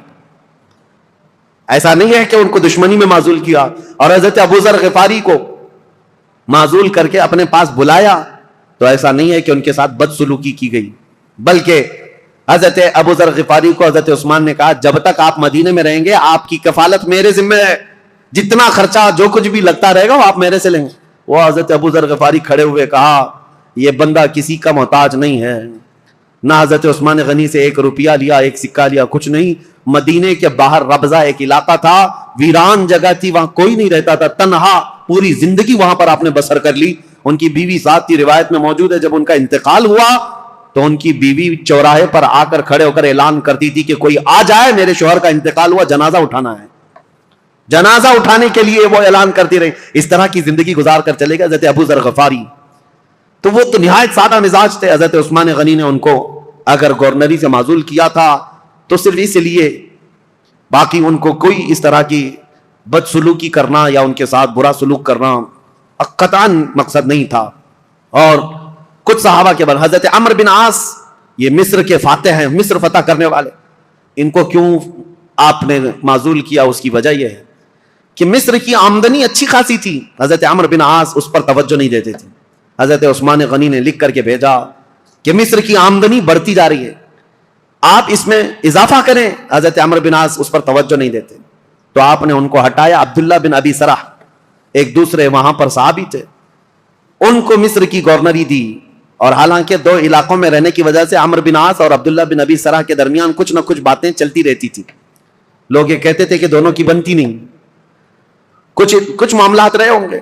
تو عبداللہ بن ابی سرح کو حضرت عثمان غنی نے مصر کا والی گورنر بنایا. انہوں نے ایک سال میں پورے مصر کی آمدنی کو ڈبل کر کے دکھایا. تو حضرت عثمان غنی کا فیصلہ برات تھا. اس میں کسی کے بھی ساتھ حضرت عثمان غنی نے ناانصافی نہیں کی, لیکن دشمنان اسلام یہ لسٹ لے کر کے گھومتے ہیں کہ یہ بڑے بڑے صحابہ کو انہوں نے معزول کر دیا اور ان کی جگہ پر اپنے رشتہ داروں کو بٹھایا. حالانکہ عبداللہ بن ابی سرح جن کو گورنر بنایا تھا مصر کا, یہ حضرت عثمان غنی کا رشتہ دار تھے, لیکن چند سال نہیں گزرے ہوں گے حضرت عثمان نے ان کو بھی گورنری سے ہٹایا. یہ معاملات پیش آتے رہے. اب ایک فتنہ جنم لیتا ہے. اب میں آپ کو بتاؤں تاریخ کی وہ سچائیاں, بلکہ وہ کڑوی حقیقت جس سے آج تک پوری دنیا جوجھ رہی ہے مسلمانوں کی. آج تک پوری کائنات میں جتنے بھی مسلمان ہیں, یہ فرقے جو پیدا ہوئے, اس کی بنیاد کہاں سے شروع ہوئی, کس نے یہ بیج بویا تھا مسلمانوں کے بیچ, یہ فرقے کیسے پیدا ہو گئے, اتنی جماعتیں کیسے ہو گئی, یہ تاریخ آج سننا آپ کے لیے بہت ضروری ہے. حضرت عثمان غنی کے دور میں جو لوگ اسلام میں آئے تھے, میں کہہ رہا ہوں کہ یہ ضروری نہیں کہ سب کے سب مخلص اخلاص کے ساتھ آئے ہوں, کچھ تو ایسے ہی در پردہ تھے, منافقین بھی تھے. جب رسول اللہ کے زمانے میں تھے تو ان کے زمانے میں کیوں نہیں. ایک شخص ایسا ہے ایران کا رہنے والا, ایرانی لوگوں کو اس زمانے میں سخت خلش تھی عربوں سے. میں نے بتایا عربوں کی دشمنی تھی ان کے ساتھ. جب کسرا کی حکومت چلتی تھی تو ایرانیوں کی عربوں سے نہیں جمتی تھی, برسوں کی دشمنی ہے. عرب کا کوئی شخص ایران میں آ بھی جاتا تو اس کے کندھے کاٹ جاتے تھے. یہ بادشاہ, ایک کا نام ہی ذوالاکتاف تھا جو کندھے کاٹنے میں مشہور تھا عربوں کے. اور ایرانی اگر عربوں کے پاس آتے تو ایسا نہیں ہے کہ عرب انہیں چھوڑ دیتے تھے, عرب بھی جو ہے ان کے ساتھ بھرپور مقابلہ کرتے تھے. تو یہ دشمنی کے بعد جب اسلام آ گیا تو ظاہر سی بات ہے ایران میں اب مسلمان تھے, لیکن وہ عربوں کی حکومت کے نیچے تھے. حکومت کون کر رہا تھا ان کے اوپر؟ عرب کر رہے تھے. اور اسی ایران کے رہنے والے ایک باشندے کی بات تاریخ میں نے اس سے قبل بھی بیان کیا, لیکن آج بھی نوجوانوں بہت توجہ سے سننا اور تاریخ کا یہ نام ہمیشہ یاد رکھ لینا. عبداللہ بن سبا ایک یہودی شخص, یہودی بھی اسلام میں آئے ہیں, عیسائی بھی آئے, یہودی تھا, یہ اسلام لایا. عبداللہ بن سبا, یاد رکھو عبداللہ بن سبا, یہ اسلام لایا, اور اسلام لانے کے بعد یہ مسلمانوں کی جماعت میں آیا, لیکن پکا مسلمان نہیں تھا, یہ یہودی ہی تھا. اس نے دیکھا کہ ان عربوں کی حکومت پوری دنیا میں پھیلتی جا رہی ہے, انہوں نے ایران کو فتح کر لیا, شام کو فتح کر لیا, روم کو فتح کر لیا. دل کے اندر جو کڑن تھی, اور اس کا بدلہ لینے کے لیے ہمیشہ اس بات کے اندر انتظار میں رہتا تھا کہ کوئی کمی ان کی نظر آ جائے جس کو لے کر کے مسلمانوں میں ہم جماعتیں بنا دیں. تو عبداللہ بن سبا یہ وہ پہلا شخص ہے جو اسلام میں فتنہ انگیزی شروع کرنے کے لیے کیا کیا, حضرت عثمان غنی کی کمیاں گنانا شروع کیا جماعتوں میں جا کر کے. اس کی فتنہ انگیزیاں جب بصرہ میں پہنچی, بصرہ ایک شہر ہے عراق کا, تو حضرت مغیرہ بن شعبہ وہاں پر موجود تھے, تو انہوں نے اس کو شہر بدر کر دیا, وہاں سے نکال کر بھیج دیا. وہ کوفہ آیا, کوفہ کے جو والی تھے ان کو بھی سعید بن عاص, ان کو جب خبر ملی تو کوفہ سے بھی اس کو بھگا دیا گیا. عبداللہ بن سبا اب مصر پہنچا. مصر آنے کے بعد مصر کے نئے جو لوگ اسلام میں آئے تھے ان کے دلوں میں یہ بات ڈالنا شروع کیا کہ عثمان جو ہے ایک کمزور خلیفہ ہیں اور صرف رشتہ داروں کا خیال کرتے ہیں. اپنے رشتہ داروں کے لیے وہ بہت زیادہ پیسہ بھی دے دیتے ہیں, نذرانے بھی دیتے ہیں, جبکہ حضرت عثمان غنی اپنے رشتہ داروں کو جو مال دیتے تھے وہ بیت المال سے نہیں, وہ اپنے جیب خاص سے دیتے تھے. ان کا مال ہی اتنا تھا, وہ دیتے تھے, نوازتے تھے. اب میں آپ کو بتاؤں, عبداللہ بن سبا کا یہ فتنہ اثر کرنے لگ گیا لوگوں میں, مسلمانوں میں یہ بات آنے لگ گئی اپنے خلیفہ کے متعلق. اب انقلاب انقلاب نام سے کچھ نعرے شروع ہو گئے. کہاں پر؟ کوفہ میں انقلاب کے نام سے نعرے شروع ہوئے. حضرت سعید بن عاص ایک صحابی ہیں, وہ کوفہ کے گورنر تھے. انہوں نے دیکھا یہ کوفہ میں کیا ہو رہا ہے, لوگ روزانہ جیسے پلے کارڈ لے کر کے اتر جاتے ہیں. اس زمانے میں وہ احتجاج کرتے رہتے تھے کہ ہم کو ایک نئی چیز چاہیے, تبدیلی چاہیے, انقلاب چاہیے. تو سعید بن عاص نے حضرت عثمان کو یہ لکھ کر بھیجا, کوفہ والے شاید مجھے پسند نہیں کرتے ہیں, یہ ابو موسیٰ اشعری کو پسند کرتے ہیں. تو حضرت عثمان غنی نے ان کو معزول کر دیا. سعید بن عاص کو کہا کہ تم اتر جاؤ, کوفہ والوں کی پسند کے مطابق ابو موسیٰ اشعری کو گورنر بناؤ. گورنر تو بنایا, لیکن کوفہ والوں کی وہ خواہش نہیں تھی. ابو موسیٰ اشعری بھی گورنر بنے, لیکن فتنہ ٹھنڈا نہیں ہوا. انقلاب انقلاب, کیونکہ یہودیوں کا ڈالا ہوا بیج تھا, انہیں پورے خلافت کو ہلانا تھا. خلافت کے نظام کی دشمن قوم اس دور میں بھی سب سے بڑی کوئی دشمن قوم ہے تو یہودی قوم ہے. میں آپ کو بتاؤں, مولانا محمد علی جوہر, مولانا شوکت علی, یہ آزادی کے موقع کے جو مشہور نام ہے, آپ کو پتا ہوگا, ان کی کتاب میں ایک بات انہوں نے لکھی. وہ خلافت جب ختم ہو رہی تھی, ترکی کی خلافت عثمانیہ, اگرچہ نام سے خلافت قائم رہی, اور جب وہ ختم ہو رہی تھی تو یہ بیچارے دوڑ رہے تھے, بھاگ رہے تھے کہ نہیں خلافت کو قائم کرنا ہے کسی نہ کسی کو. اور خلافت کمیٹیاں ہندوستان میں بھی بنائی تھی, بھائی کلہ میں آج بھی موجود ہے خلافت ہاؤس, یہ اس دور کا بنا ہوا ہے. اور آج بھی میلاد شریف کا جلوس جو ہے وہ خلافت ہاؤس سے نکلتا ہے.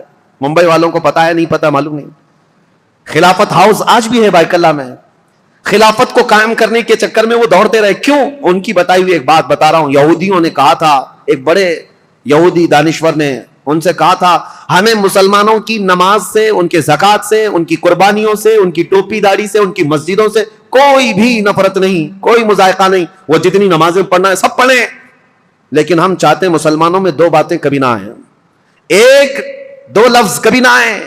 یہودی یہ چاہتے ہیں مسلمانوں کی زبان پر دو لفظ کبھی نہ آئے, ایک جہاد کا لفظ نہ آئے, دوسرے خلافت کا لفظ نہ آئے. پوری دنیا سے انہوں نے یہ دو ناموں کو مٹانے کے لیے ایڑی چوٹی کا زور لگایا. یہودی آج سے نہیں, عبداللہ بن سبا کے زمانے سے. عبداللہ بن سبا یہ وہ فتنہ ہے جو خلافت کو ہلانے کے لیے آیا تھا.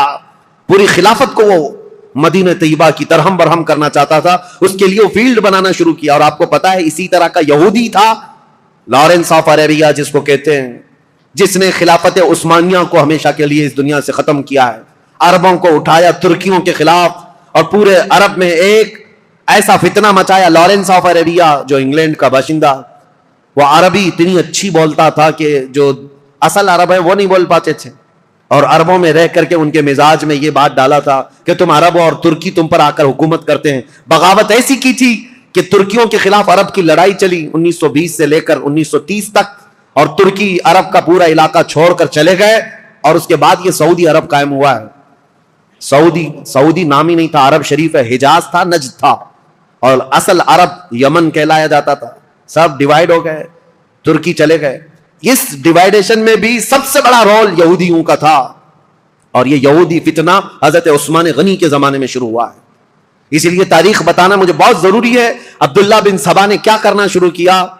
مصر کے لوگوں میں، کوفہ کے لوگوں میں، بصرہ کے لوگوں میں یہ بات ڈالنی شروع کی کہ خلافت کے زیادہ حقدار تو حضرت علی ہیں، اہل بیت ہیں، رسول اللہ کے گھر والے ہیں.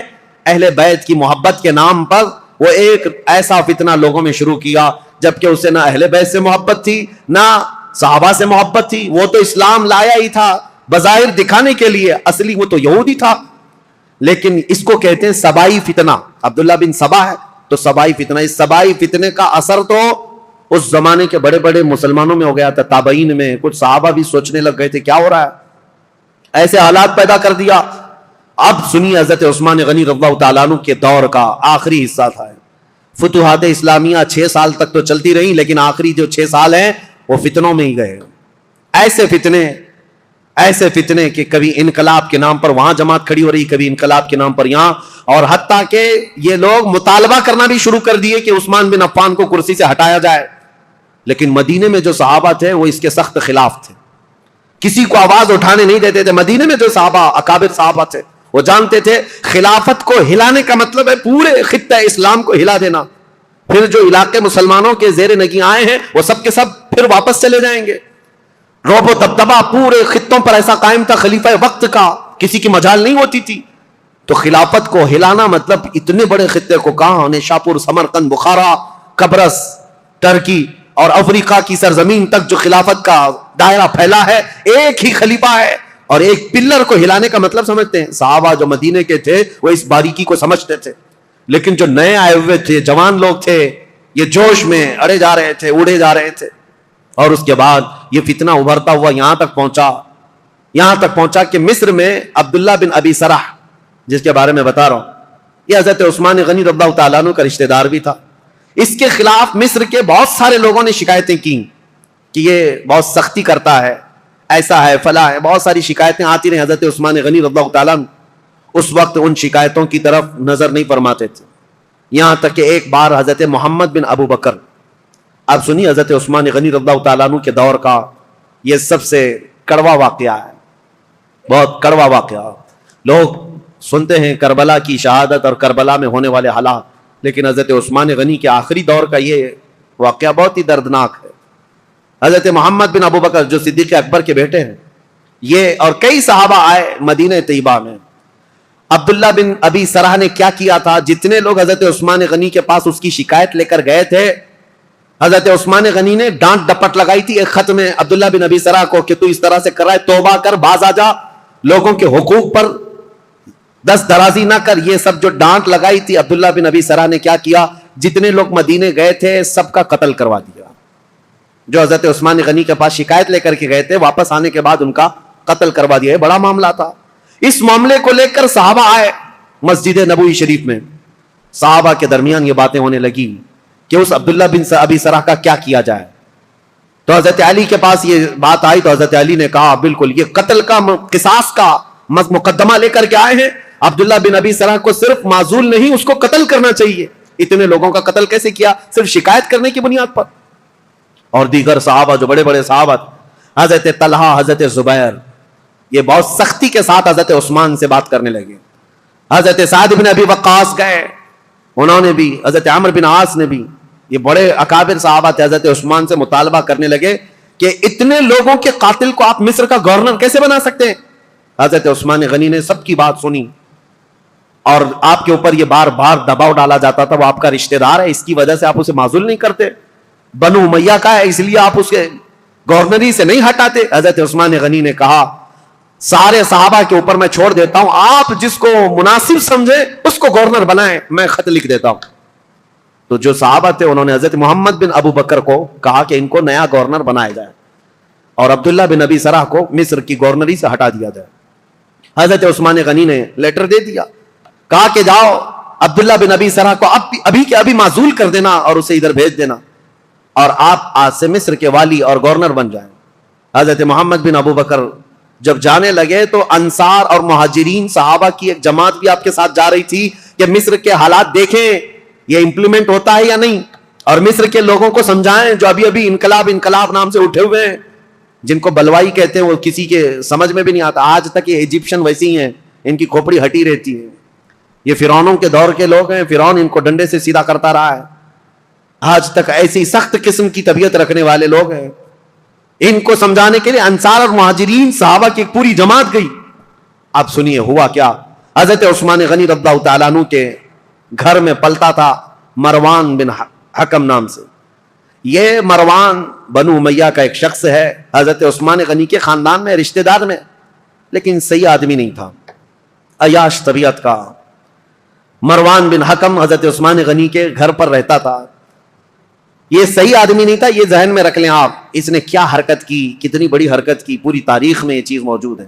ایک طرف عبداللہ بن سبا نے فتنہ مچا دیا تھا، پوری جگہ پر لوگوں میں ورغلا دیا تھا اور نئی جماعت پیدا کرنے کے فراق میں تھا. اور اس کے بعد ادھر مروان بن حکم اور بنو امیہ کی کچھ حرکتیں ایسی، ادھر عبداللہ بن سرا مصر میں فتنہ، قتل کر دیا. حضرت عثمان غنی کے خاندان پر بڑے الزامات آ رہے تھے، لیکن صحابہ جانتے تھے عثمان بن عفان کی طہارت کیا ہے، ان کی پاکیزگی کیا ہے، ان کے اخلاق کیا ہے.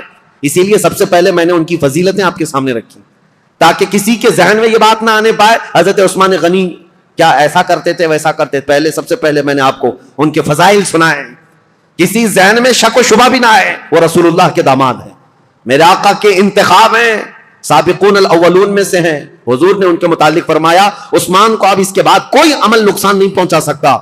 بہرحال حضرت محمد بن ابو بکر جا رہے ہیں، کہاں؟ مصر جا رہے ہیں گورنری لینے کے لیے، اور انصار مہاجری صحابہ کے ساتھ جا رہے ہیں. ابھی 2-3 منزلیں طے کیے ہوئے تھے کہ ایک حبشی غلام کو اونٹنی پر بہت تیز رفتار دوڑتے ہوئے انہوں نے دیکھا. یہ انصار مہاجرین صحابہ کی جماعت دیکھا، وہ مشکوک لگ رہا تھا، یا تو وہ کسی کا قاصد تھا یا تو کسی کا بھاگا ہوا غلام تھا. صحابہ نے اسے پکڑ لیا، پوچھا کہاں جا رہے ہو؟ کہا خلیفہ اسلام امیر المومنین عثمان ابن عفان کا پیغام لے کر میں مصر کے گورنر کے پاس جا رہا ہوں. جو صحابہ تھے انہوں نے کہا مصر کے جو گورنر ہیں وہ یہاں ہیں، محمد بن ابو بکر، بات کرو کیا ہے. کہا نہیں، ان کے متعلق نہیں ہے وہ پیغام، ان کے متعلق نہیں ہے، یہ گورنر نہیں ہے. وہ پھر بھاگنے لگا تو اس کی تلاشی لی گئی، اس کے پاس کچھ نہیں ملا. اس کی ساری چیزیں تلاشی لی گئی، کچھ نہیں ملا. اور وہ تھوڑا آگے گیا تھا، حضرت محمد بن ابو بکر کو شک ہوا کہ کچھ تو ہے، یہ اس قدر مشکوک انداز میں کیوں جا رہا ہے. اس کو پھر سے پکڑا، اس کے پانی کا جو مشکیزہ تھا وہ بالکل سوکھا تھا، اس کو ہلایا تو اس کے اندر کوئی چیز تھی، اس کو پھاڑ دیا تو دیکھا ایک خط تھا مہر لگا ہوا. اور پہلے جو خط ہوتے تھے اس کو ڈامر جیسی ایک چیز آتی تھی، وہ لگا کر کے سیل بند کر دیا جاتا تھا، کوئی نہیں کھول سکتا. اور یہ سیل بند خلیفہ کا لیٹر ہوا کرتا. حضرت محمد بن ابو بکر وہ خط لے کر کے آئے، اور سارے صحابہ کی جماعت تھی، انصار اور مہاجرین کی، جو ابھی مصر جا رہے تھے. ان کے بیچ میں وہ خط لا کر کے کہا کہ کیا میں اس کو کھول کر کے پڑھوں؟ سبوں نے کہا کھول کر کے پڑھو. حضرت عثمان غنی سے ملاقات کیے ہوئے ابھی 1-2 دن ہوئے اور اتنی جلدی کوئی پیغام آیا. کھول کر کے جب خط پڑھا اس میں لکھا ہوا تھا عبداللہ بن ابی سرح کے نام، خلیفہ اسلام امیر المومنین عثمان بن عفان کی طرف سے یہ خط ہے کہ اے عبداللہ بن ابی سرح، جیسے ہی محمد بن ابو بکر مصر آئے تو اسے قتل کر دینا، اور جو لوگ تیری شکایت لے کر کے آئے تھے ان کو کسی ہیلے بہانے سے مار دینا، ختم کر دینا. اور مدینے سے ایک جماعت جا رہی ہے، ان کو ادھر ادھر منتشر کر دینا، اور تم اپنی گورنری پر برقرار رہنا. فقط سلام کے بعد حضرت عثمان بن عفان کی مہر لگی ہوئی ہے. یہ کتنا بڑا واقعہ ہے، حضرت عثمان غنی کی مہر لگی ہوئی ہے. اب ظاہر سی بات ہے اس جگہ جو بھی ہوگا وہ آپے سے باہر ہوگا. حضرت محمد بن ابو بکر انہوں نے دیکھا لیٹر میرے قتل کا، ایک طرف خلیفہ نے مجھے گورنر بنا کر بھیجا، دوسری طرف عبداللہ بن ابی سرح اپنے رشتہ دار کو یہ لکھ کر بھیج رہے ہیں کہ میں جیسے آؤں گا قتل کر دیا جائے مجھے. وہ آپے سے باہر تھے. سارے صحابہ انصار مہاجرین وہ سب برہم ہو گئے، سخت نالا ہوئے. یہ جماعت واپس لوٹ آئی مدینے آئے. مدینے آنے کے بعد سیدھے مسجد نبوی شریف میں آئے. حضرت علی ابن ابی طالب کرم اللہ وجہہ الکریم، حضرت طلحہ، حضرت زبیر، حضرت عبد الرحمن، بڑے بڑے صحابہ وہ موجود تھے. ان سب صحابہ کے پاس لا کر یہ خط رکھا گیا کہ اس خط میں ایسے ایسے معاملات لکھے گئے ہیں. سب صحابہ نے کہا یہ نہایت ہی بہت ہی گری ہوئی حرکت ہے، ایسا ہونا ہی نہیں چاہیے، ایسا کیسے کیا جا سکتا ہے. تو پھر حضرت علی رضی اللہ تعالیٰ عنہ نے کہا اس مسئلے کو امیر المومنین سے ہی پوچھا جائے. تو خط لے کر حضرت علی آئے، آپ کے ساتھ 6 صحابہ اور بھی تھے. حضرت عثمان غنی، یہ آپ کو میں بتا رہا ہوں 70 سال کے بعد تو وہ خلافت پر بیٹھے تھے، اور تقریباً آپ کی عمر ابھی 80 سال کے قریب ہو رہی تھی. اس وقت آپ تو مکمل عبادت میں لگے رہتے تھے. حضرت عثمان کے پاس آئے, حضرت علی نے ایک خط دکھایا, وہ غلام کو بھی پکڑ کر کے لائے تھے, وہ اونٹنی بھی ساتھ تھی. حضرت عثمان سے کہا یہ غلام آپ کا ہے؟ حضرت عثمان نے کہا یہ غلام میرا ہے. کہا اونٹنی؟ کہا یہ بھی میری. اس کے بعد مہر دکھائی, کہا یہ آپ کی مہر ہے؟ کہا میری مہر ہے. کہا یہ خط پڑھ کر کے سنا, یہ خط کیا ہے؟ حضرت عثمان غنی نے خط سنا, اس کے بعد کہا اللہ رب العزت کی وحدانیت کی قسم, ان میں سے ایک حرف بھی میرا لکھا ہوا نہیں ہے, میں اس سے بری ہوں. حضرت علی فوراً اٹھ گئے, کہا صحابہ سے آج تک ہم نے عثمان کو قسم کھاتے ہوئے نہیں سنا تھا. ان کی پاکیزگی, ان کی طہارت ایسی تھی کہ ان کو قسم کھانے کی ضرورت نہیں پیش آئی. تو کہا کہ عثمان بن عفان اگر حلف اٹھا چکے, قسم کھا چکے ہیں, تو یہ خط ان کا ہو ہی نہیں سکتا. حضرت طلحہ حضرت زبیر تھے, انہوں نے کہا ٹھیک ہے ہم نے تسلیم کر لیا, داماد رسول امیر المومنین سے آج تک ہم نے جھوٹ سنا نہیں ہے, آپ اس پر بھی جھوٹ نہیں بول رہے ہیں, لیکن مسئلہ یہ ہے کہ یہ تو معلوم کریں کہ یہ ہے کس کا. اس خط نے پورا فتنہ مچا دیا ہے. محمد بن ابو بکر ماننے کو تیار نہیں ہے. اب یہ خبر مصر بھی پہنچ گئی, اور مصر کے جو بلوائی تھے عبداللہ بن ابی سرح سے جو پریشان تھے, وہ سب کی سب جماعت بنا کر مدینے آ گئے, مدینے میں داخل ہو گئے. حضرت طلحہ اور حضرت زبیر نے جب تحقیقات کی تو پتہ چلا حضرت عثمان کے گھر میں رہنے والا مروان, یہ اس کی حرکت تھی. اس نے حضرت عثمان غنی کی مہر چرائی تھی اور خط چرا کر کے اس پر لکھا اور حضرت عثمان کی مہر لگائی. ان کی اونٹنی لیا, ان کا غلام بھیجا اور اس کو یہ کہہ کر بھیجا امیر المومنین کا حکم ہے مصر کے گورنر لے جاؤ. لیکن بیچ میں پکڑا گیا اور راز فاش ہو گیا. جیسے ہی پتہ چلا مروان چھپ گیا. اب مسئلہ یہ تھا کہ حضرت طلحہ حضرت زبیر اور بڑے صحابہ نے کہا عثمان ابن عفان سے, کہا اس نے اتنی بڑی حرکت کی ہے لہذا مروان کو آپ ہمارے حوالے کر دیں. حضرت عثمان رشتہ داروں کے لیے بڑے نرم بھی تھے. آپ کو پتا تھا اگر مروان کو ان کے حوالے کیا جائے تو قتل ہو جائے گا, مار دیا جائے گا. حضرت عثمان غنی نے مروان کو ان کے حوالے نہیں کیا. بس یہی بات تھی جو بہت بڑا فتنہ لاحق ہو گیا. حضرت علی کرم اللہ وجہہ الکریم نے بھی سارے صحابہ سے کہا حضرت عثمان غنی اگر مروان کو آپ کے حوالے نہیں کرنا چاہتے تو سب کے سب چلے جائیں, اس لیے کہ سزا دینے کا حق خلیفہ وقت کو ہے. عثمان ابن عفان سزا دیں گے. حضرت علی اس میں حق بجانب تھے. لیکن حضرت علی کرم اللہ وجہہ الکریم نے بھی حضرت عثمان غنی سے کہا تھا کہ اس مسئلے کو جتنی جلدی آپ فرو کریں گے, ٹھنڈا کریں گے, اتنی جلدی ہم سب کے لیے امان ہے, ورنہ فتنہ بہت بڑھ چکا ہے. اب حضرت عثمان غنی رضی اللہ تعالیٰ عنہ سے جب صحابہ نکل گئے تو یہ مصر کے جتنے بلوائی تھے یہ سب کے سب حضرت عثمان غنی کے گھر کے اطراف محاصرہ کر لیے. اور حضرت عثمان غنی کے گھر کے اطراف کیوں کھڑے تھے صحابہ پوچھتے تو یہ کہتے مروان ان کے گھر میں چھپا ہوا ہے, جب بھی نکلے گا ہم اسے ماریں گے. ہم خلیفہ وقت کے خلاف نہیں ہیں, مروان کو ہمارے حوالے کرے. حالانکہ مروان کب کے ان کے گھر سے بھاگ کر ملک شام جا چکا تھا, حضرت عثمان کے گھر میں تھا بھی نہیں. لیکن یہ بلوائی اسی انتظار میں کہ مروان گھر کے اندر ہے, محاصرہ کر کے رکھا. کتنے دن, 40 دن تک چلا تھا یہ محاصرہ, اور حضرت عثمان غنی پر ایک دانہ پانی بھی اندر جانے نہیں دیتے تھے. سیدہ ام المومنین حضرت حفصہ حضور کی زوجہ ہے, وہ پانی کا مشکیزہ لے کر حضرت عثمان غنی کے پاس جا رہی تھیں پانی پلانے کے لیے. ان کے خچر پر جو مشکیزہ رکھا تھا ان بلوائیوں نے تیر مار مار کر کے مشکیزہ پھوڑ دیا اور پورا پانی بہا دیا. ام المومنین کو تک حضرت عثمان کے گھر جانے نہیں دیا, حضرت عائشہ صدیقہ کو تک جانے نہیں دیا. یہ نئے آئے ہوئے لوگ تھے اسلام میں سب, یہ بلوائی. ایک دن حضرت عثمان غنی چھت پر کھڑے ہوئے اور پوچھا لوگوں سے, کیا ہے لوگوں, کیا تم میں علی بن ابی طالب ہیں؟ لوگوں نے کہا نہیں ہے. کہا تم میں سعد بن ابی وقاص ہے؟ لوگوں نے کہا نہیں ہے. کہا طلحہ یا زبیر ہیں؟ کہا نہیں ہے. حضرت عثمان نے چھت سے پکار کر کہا کیا میری بات علی بن ابی طالب تک کوئی پہنچا سکتا ہے؟ کہا کہ کیا بات ہے؟ کہا علی بن ابی طالب سے کہہ دو کہ عثمان بن عفان پچھلے 4-5 دن سے پانی کا ایک گھونٹ بھی نہیں پیا ہے. خبر ملی مولا علی کرم اللہ وجہہ الکریم کو. حضرت علی رضی اللہ تعالیٰ عنہ نے اپنے دونوں شہزادوں کو لے کر حضرت حسن اور حضرت امام حسین کو پانی کے مشکے سے بھرے اور چند جوانوں کو لے کر حضرت عثمان کے گھر پہنچ گئے اور پانی پہنچایا. یہ صرف اور صرف یہی پانی تھا حضرت عثمان کے گھر جو پہنچا, آخری پانی تھا جو حضرت علی بن ابی طالب کی طرف سے آیا تھا. میرے عزیزو, یہ باتیں اس لیے بھی بیان کرنا ضروری ہے کہ لوگ ایسی چیزیں کنٹروورسی بیان کرتے ہیں کہ حضرت علی میں حضرت عثمان میں نہیں بنتی رہی ہوگی اور انہوں نے ایسا کیا ہوگا. نہیں, حضرت علی کی نہیں بنتی تھی. حالانکہ حضرت عثمان کے گھر کے دروازے پر پہرا دینے کے لیے امام حسن اور امام حسین کو کھڑا کیا گیا تھا. اور عبداللہ بن زبیر, حضرت زبیر نے اپنے بیٹے کو کھڑا کیا, حضرت طلحہ نے اپنے بیٹے کو کھڑا کیا ہے, بڑے بڑے صحابہ نے اپنے اپنے بیٹوں کو حضرت عثمان کے گھر کے دروازے پر کھڑا کیا ہے, اور یہ تنبیہ کی تھی یہ بلوائی مصر کے کہیں رات کے وقت یا کہیں انجانے میں عثمان بن عفان کے گھر میں داخل نہ ہو جائیں اور کہیں ان کو نقصان نہ پہنچائیں. یہاں تک کہ یہ بلوائی جو ہے مصر کے جو لوگ آئے تھے, ایک مرتبہ تیر چلائے تھے, ان تیروں کی وجہ سے حضرت امام حسین کا پورا سینہ زخمی ہو گیا, خون خون ہو گئے تھے, اور حضرت امام حسن مجتبیٰ کے سر پر زخم آیا تھا نیزے سے. یہ حضرت عثمان کی حفاظت پر دونوں شہزادے کھڑے تھے, اور یہ خون اتنا بہ گیا تھا جس کو دیکھ کر کے ڈر گئے. محمد بن ابو بکر ان میں تھے, انہوں نے کہا ہے لوگوں, ہم تو عثمان بن عفان اور بنو امیہ کے خلاف کھڑے ہیں, ابھی تم نے ان کا خون اتنا بہا دیا کہ بنو ہاشم ان کا یعنی بدلہ لینے کے لیے آ جائیں گے. بنو ہاشم کون ہے؟ رسول اللہ کا خاندان. اور امام حسن اور امام حسین جب زخمی ہو گئے ہوں تو رسول اللہ کا جو خاندان ہے بنو ہاشم, وہ تو بدلہ لینے کے لیے آ جائیں گے.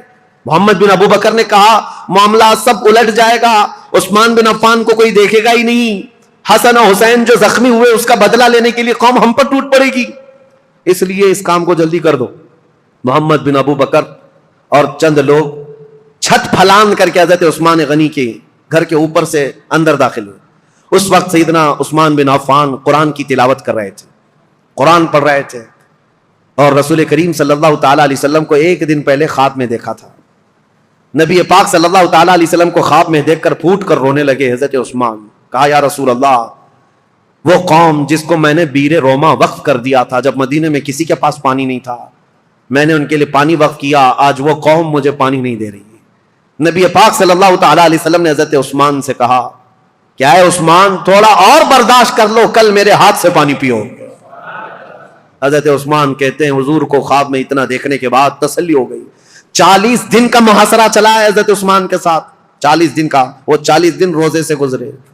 حضرت عثمان غنی رضی اللہ تعالیٰ عنہ کی یہ سختیاں, اور جب پانی بھی نہیں پہنچتا, کھانا بھی نہیں پہنچتا, اس وقت رسول کریم صلی اللہ تعالیٰ علیہ وسلم کے کئی صحابہ, میں یہ بات میں بتاتا ہوں, محمد بن ابو بکر چھت پھلان کر کے آئے, اس سے پہلے کئی صحابہ آئے, حضرت طلحہ آئے, حضرت زبیر آئے, اور دیگر بڑے صحابہ آئے. کہا امیر المومنین یہ حالات بڑے سخت ہو گئے, 3 باتوں میں سے ایک بات کر لیجیے آپ, یا تو آپ کسی چھپے ہوئے راستے سے ملک شام چلے جائیں, وہاں آپ کی حفاظت ہو سکتی ہے, یا تو پھر مروان کو پکڑوا کر کے اس کو سب کے سامنے سزا دے دیں, معاملہ ٹھنڈا ہو سکتا ہے, یا تو پھر آپ اپنی خلافت سے دستبردار ہو جائیے, خلافت سے آپ ہٹ جائیے. حضرت عثمان نے کہا یہ تینوں کام نہیں کر سکتا, مروان میرے پاس نہیں. رہی بات مجھے ملک شام جانے کی بات کر رہے ہو, حضرت عثمان غنی کہتے ہیں میرے جسم کے ٹکڑے ہو جائیں, میں رسول اللہ کا مدینہ چھوڑ کر نہیں جا سکتا. میں رسول اللہ کا پڑوسی ہونے کے لیے اپنا وطن مکہ چھوڑ کر یہاں آیا, اپنی جان بچانے کے لیے میرے نبی کا شہر چھوڑ کر نہیں جا سکتا. اور رہی بات تیسری, خلافت چھوڑ دیجئے, سنو اس بات کا مجھے شوق نہیں ہے, لیکن میرے آقا صلی اللہ تعالیٰ علیہ وسلم کی حدیث ہے, رسول اللہ نے فرمایا تھا عثمان بن عفان کو ایک جبہ دیا تھا, اور اس کے بعد کہا اے عثمان اللہ تمہیں ایک جبہ پہنائے گا اور میری امت اس کو اتارنے کی کوشش کرے گی, لیکن تم موت تک اس جبے کو اتارنا مت. حضرت عثمان نے کہا اس جبے سے مراد رسول اللہ نے جو فرمایا تھا وہ خلافت کا جبہ تھا جو اللہ نے مجھے پہنایا, اور میں نے اپنی زندگی میں رسول صادق صلی اللہ علیہ وسلم کی بات سچ ہوتے دیکھا. قوم مجھ سے وہ جبہ اتارنے کی کوشش کر رہی ہے اور میں ابھی تک برقرار ہوں تو صرف رسول اللہ کے فرمان کی وجہ سے, میرے آقا نے فرمایا ہے. تو صحابہ نے جب یہ 3 باتیں رکھی, حضرت عثمان نے تینوں کا جواب دیا تو سب صحابہ چلے گئے. اب وہ 40واں دن تھا جب حضرت عثمان قرآن کی تلاوت کر رہے تھے. حضرت حسن, حضرت امام حسین, حضرت عبداللہ بن زبیر, حضرت طلحہ کے بیٹے, یہ سب دروازوں پر کھڑے تھے, لیکن چھت سے یہ لوگ داخل ہو گئے.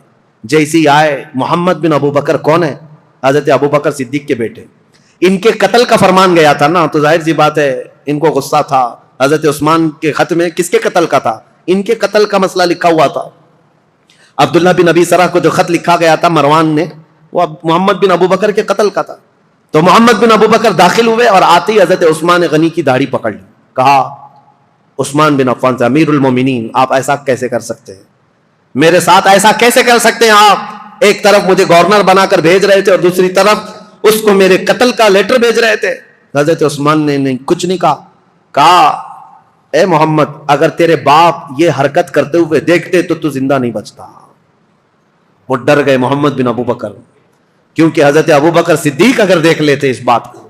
حضرت عثمان نے صرف اتنا جملہ کہا اگر تیرے باپ ہوتے تو میری داڑھی تک تیرا ہاتھ نہیں آ سکتا تھا.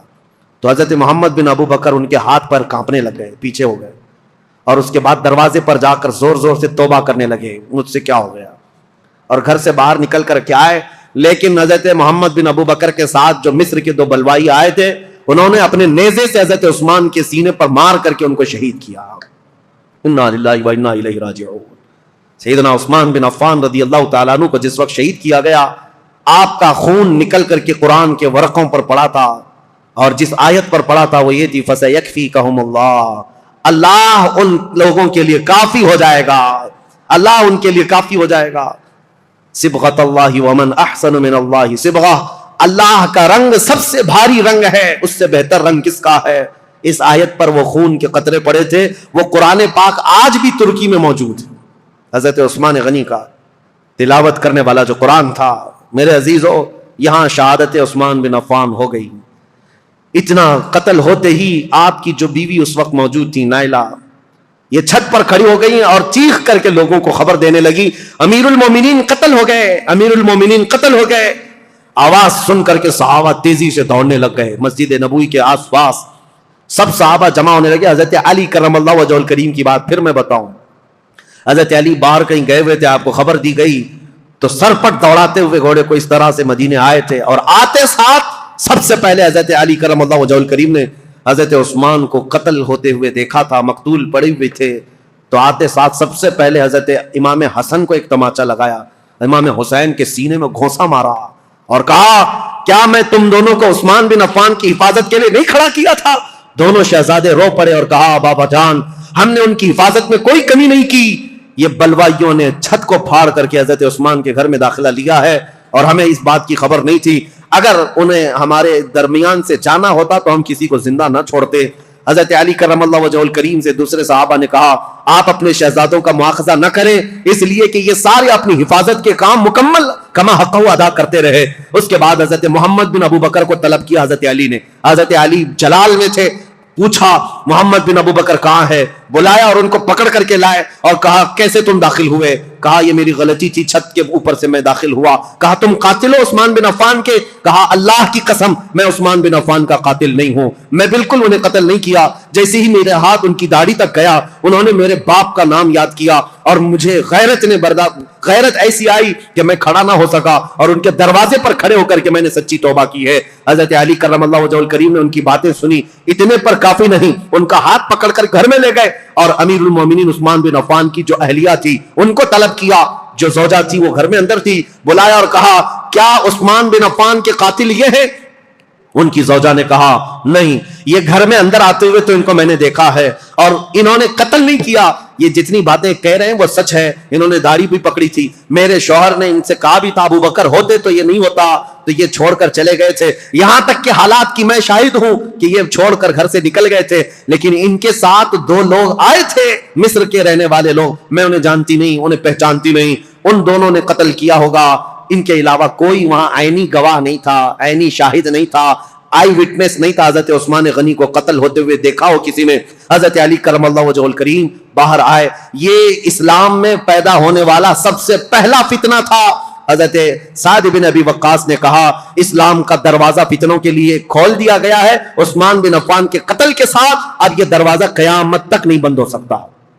فتنوں کا دور جو شروع ہوا ان کے قتل کے ساتھ آج تک چل رہا ہے. اور میں نے عبداللہ بن سبا کا جو نام لیا تھا وہ اس لیے کہ اس نے مولا علی کرم اللہ وجہہ الکریم کی حمایت میں ایک جماعت پیدا کی اور لوگوں کو اکسایا، ورغلایا اور ایک ایسی جماعت پیدا کی جن کو رافضی کہتے ہیں، غلو کرتے ہیں. وہ صحابہ کو گالیاں دینے لگے، عثمان بن عفان کو گالیاں دینے لگے اور حضرت علی، حضرت حسنین کریمین کی شان میں غلو کرنے لگ گئے اور گڑ گڑ کر کے نئی نئی حدیثیں بنانے لگ گئے. یہ فرقہ جو پیدا ہوا اسلام میں یہ عبداللہ بن سبا کا ڈالا ہوا بیج تھا.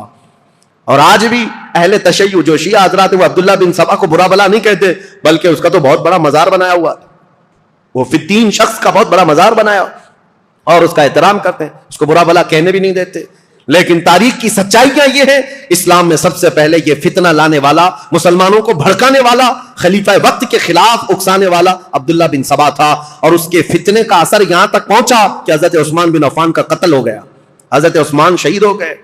اللہ اکبر، 12 سالہ یہ خلافت کا دور ختم ہوتے ہی اسلام کی ان سرحدوں میں اور ان زمینوں میں ایسا اندھیرا چھا گیا، ایسا اندھیرا چھا گیا کہ اس کے بعد پھر یہ خلافت کا دور جو آگے بڑھا، زیادہ دن تک نہیں، مولا علی کرم اللہ وجہہ الکریم کا دور آیا، اور اس کے بعد خلافت راشدہ ختم ہو گئی۔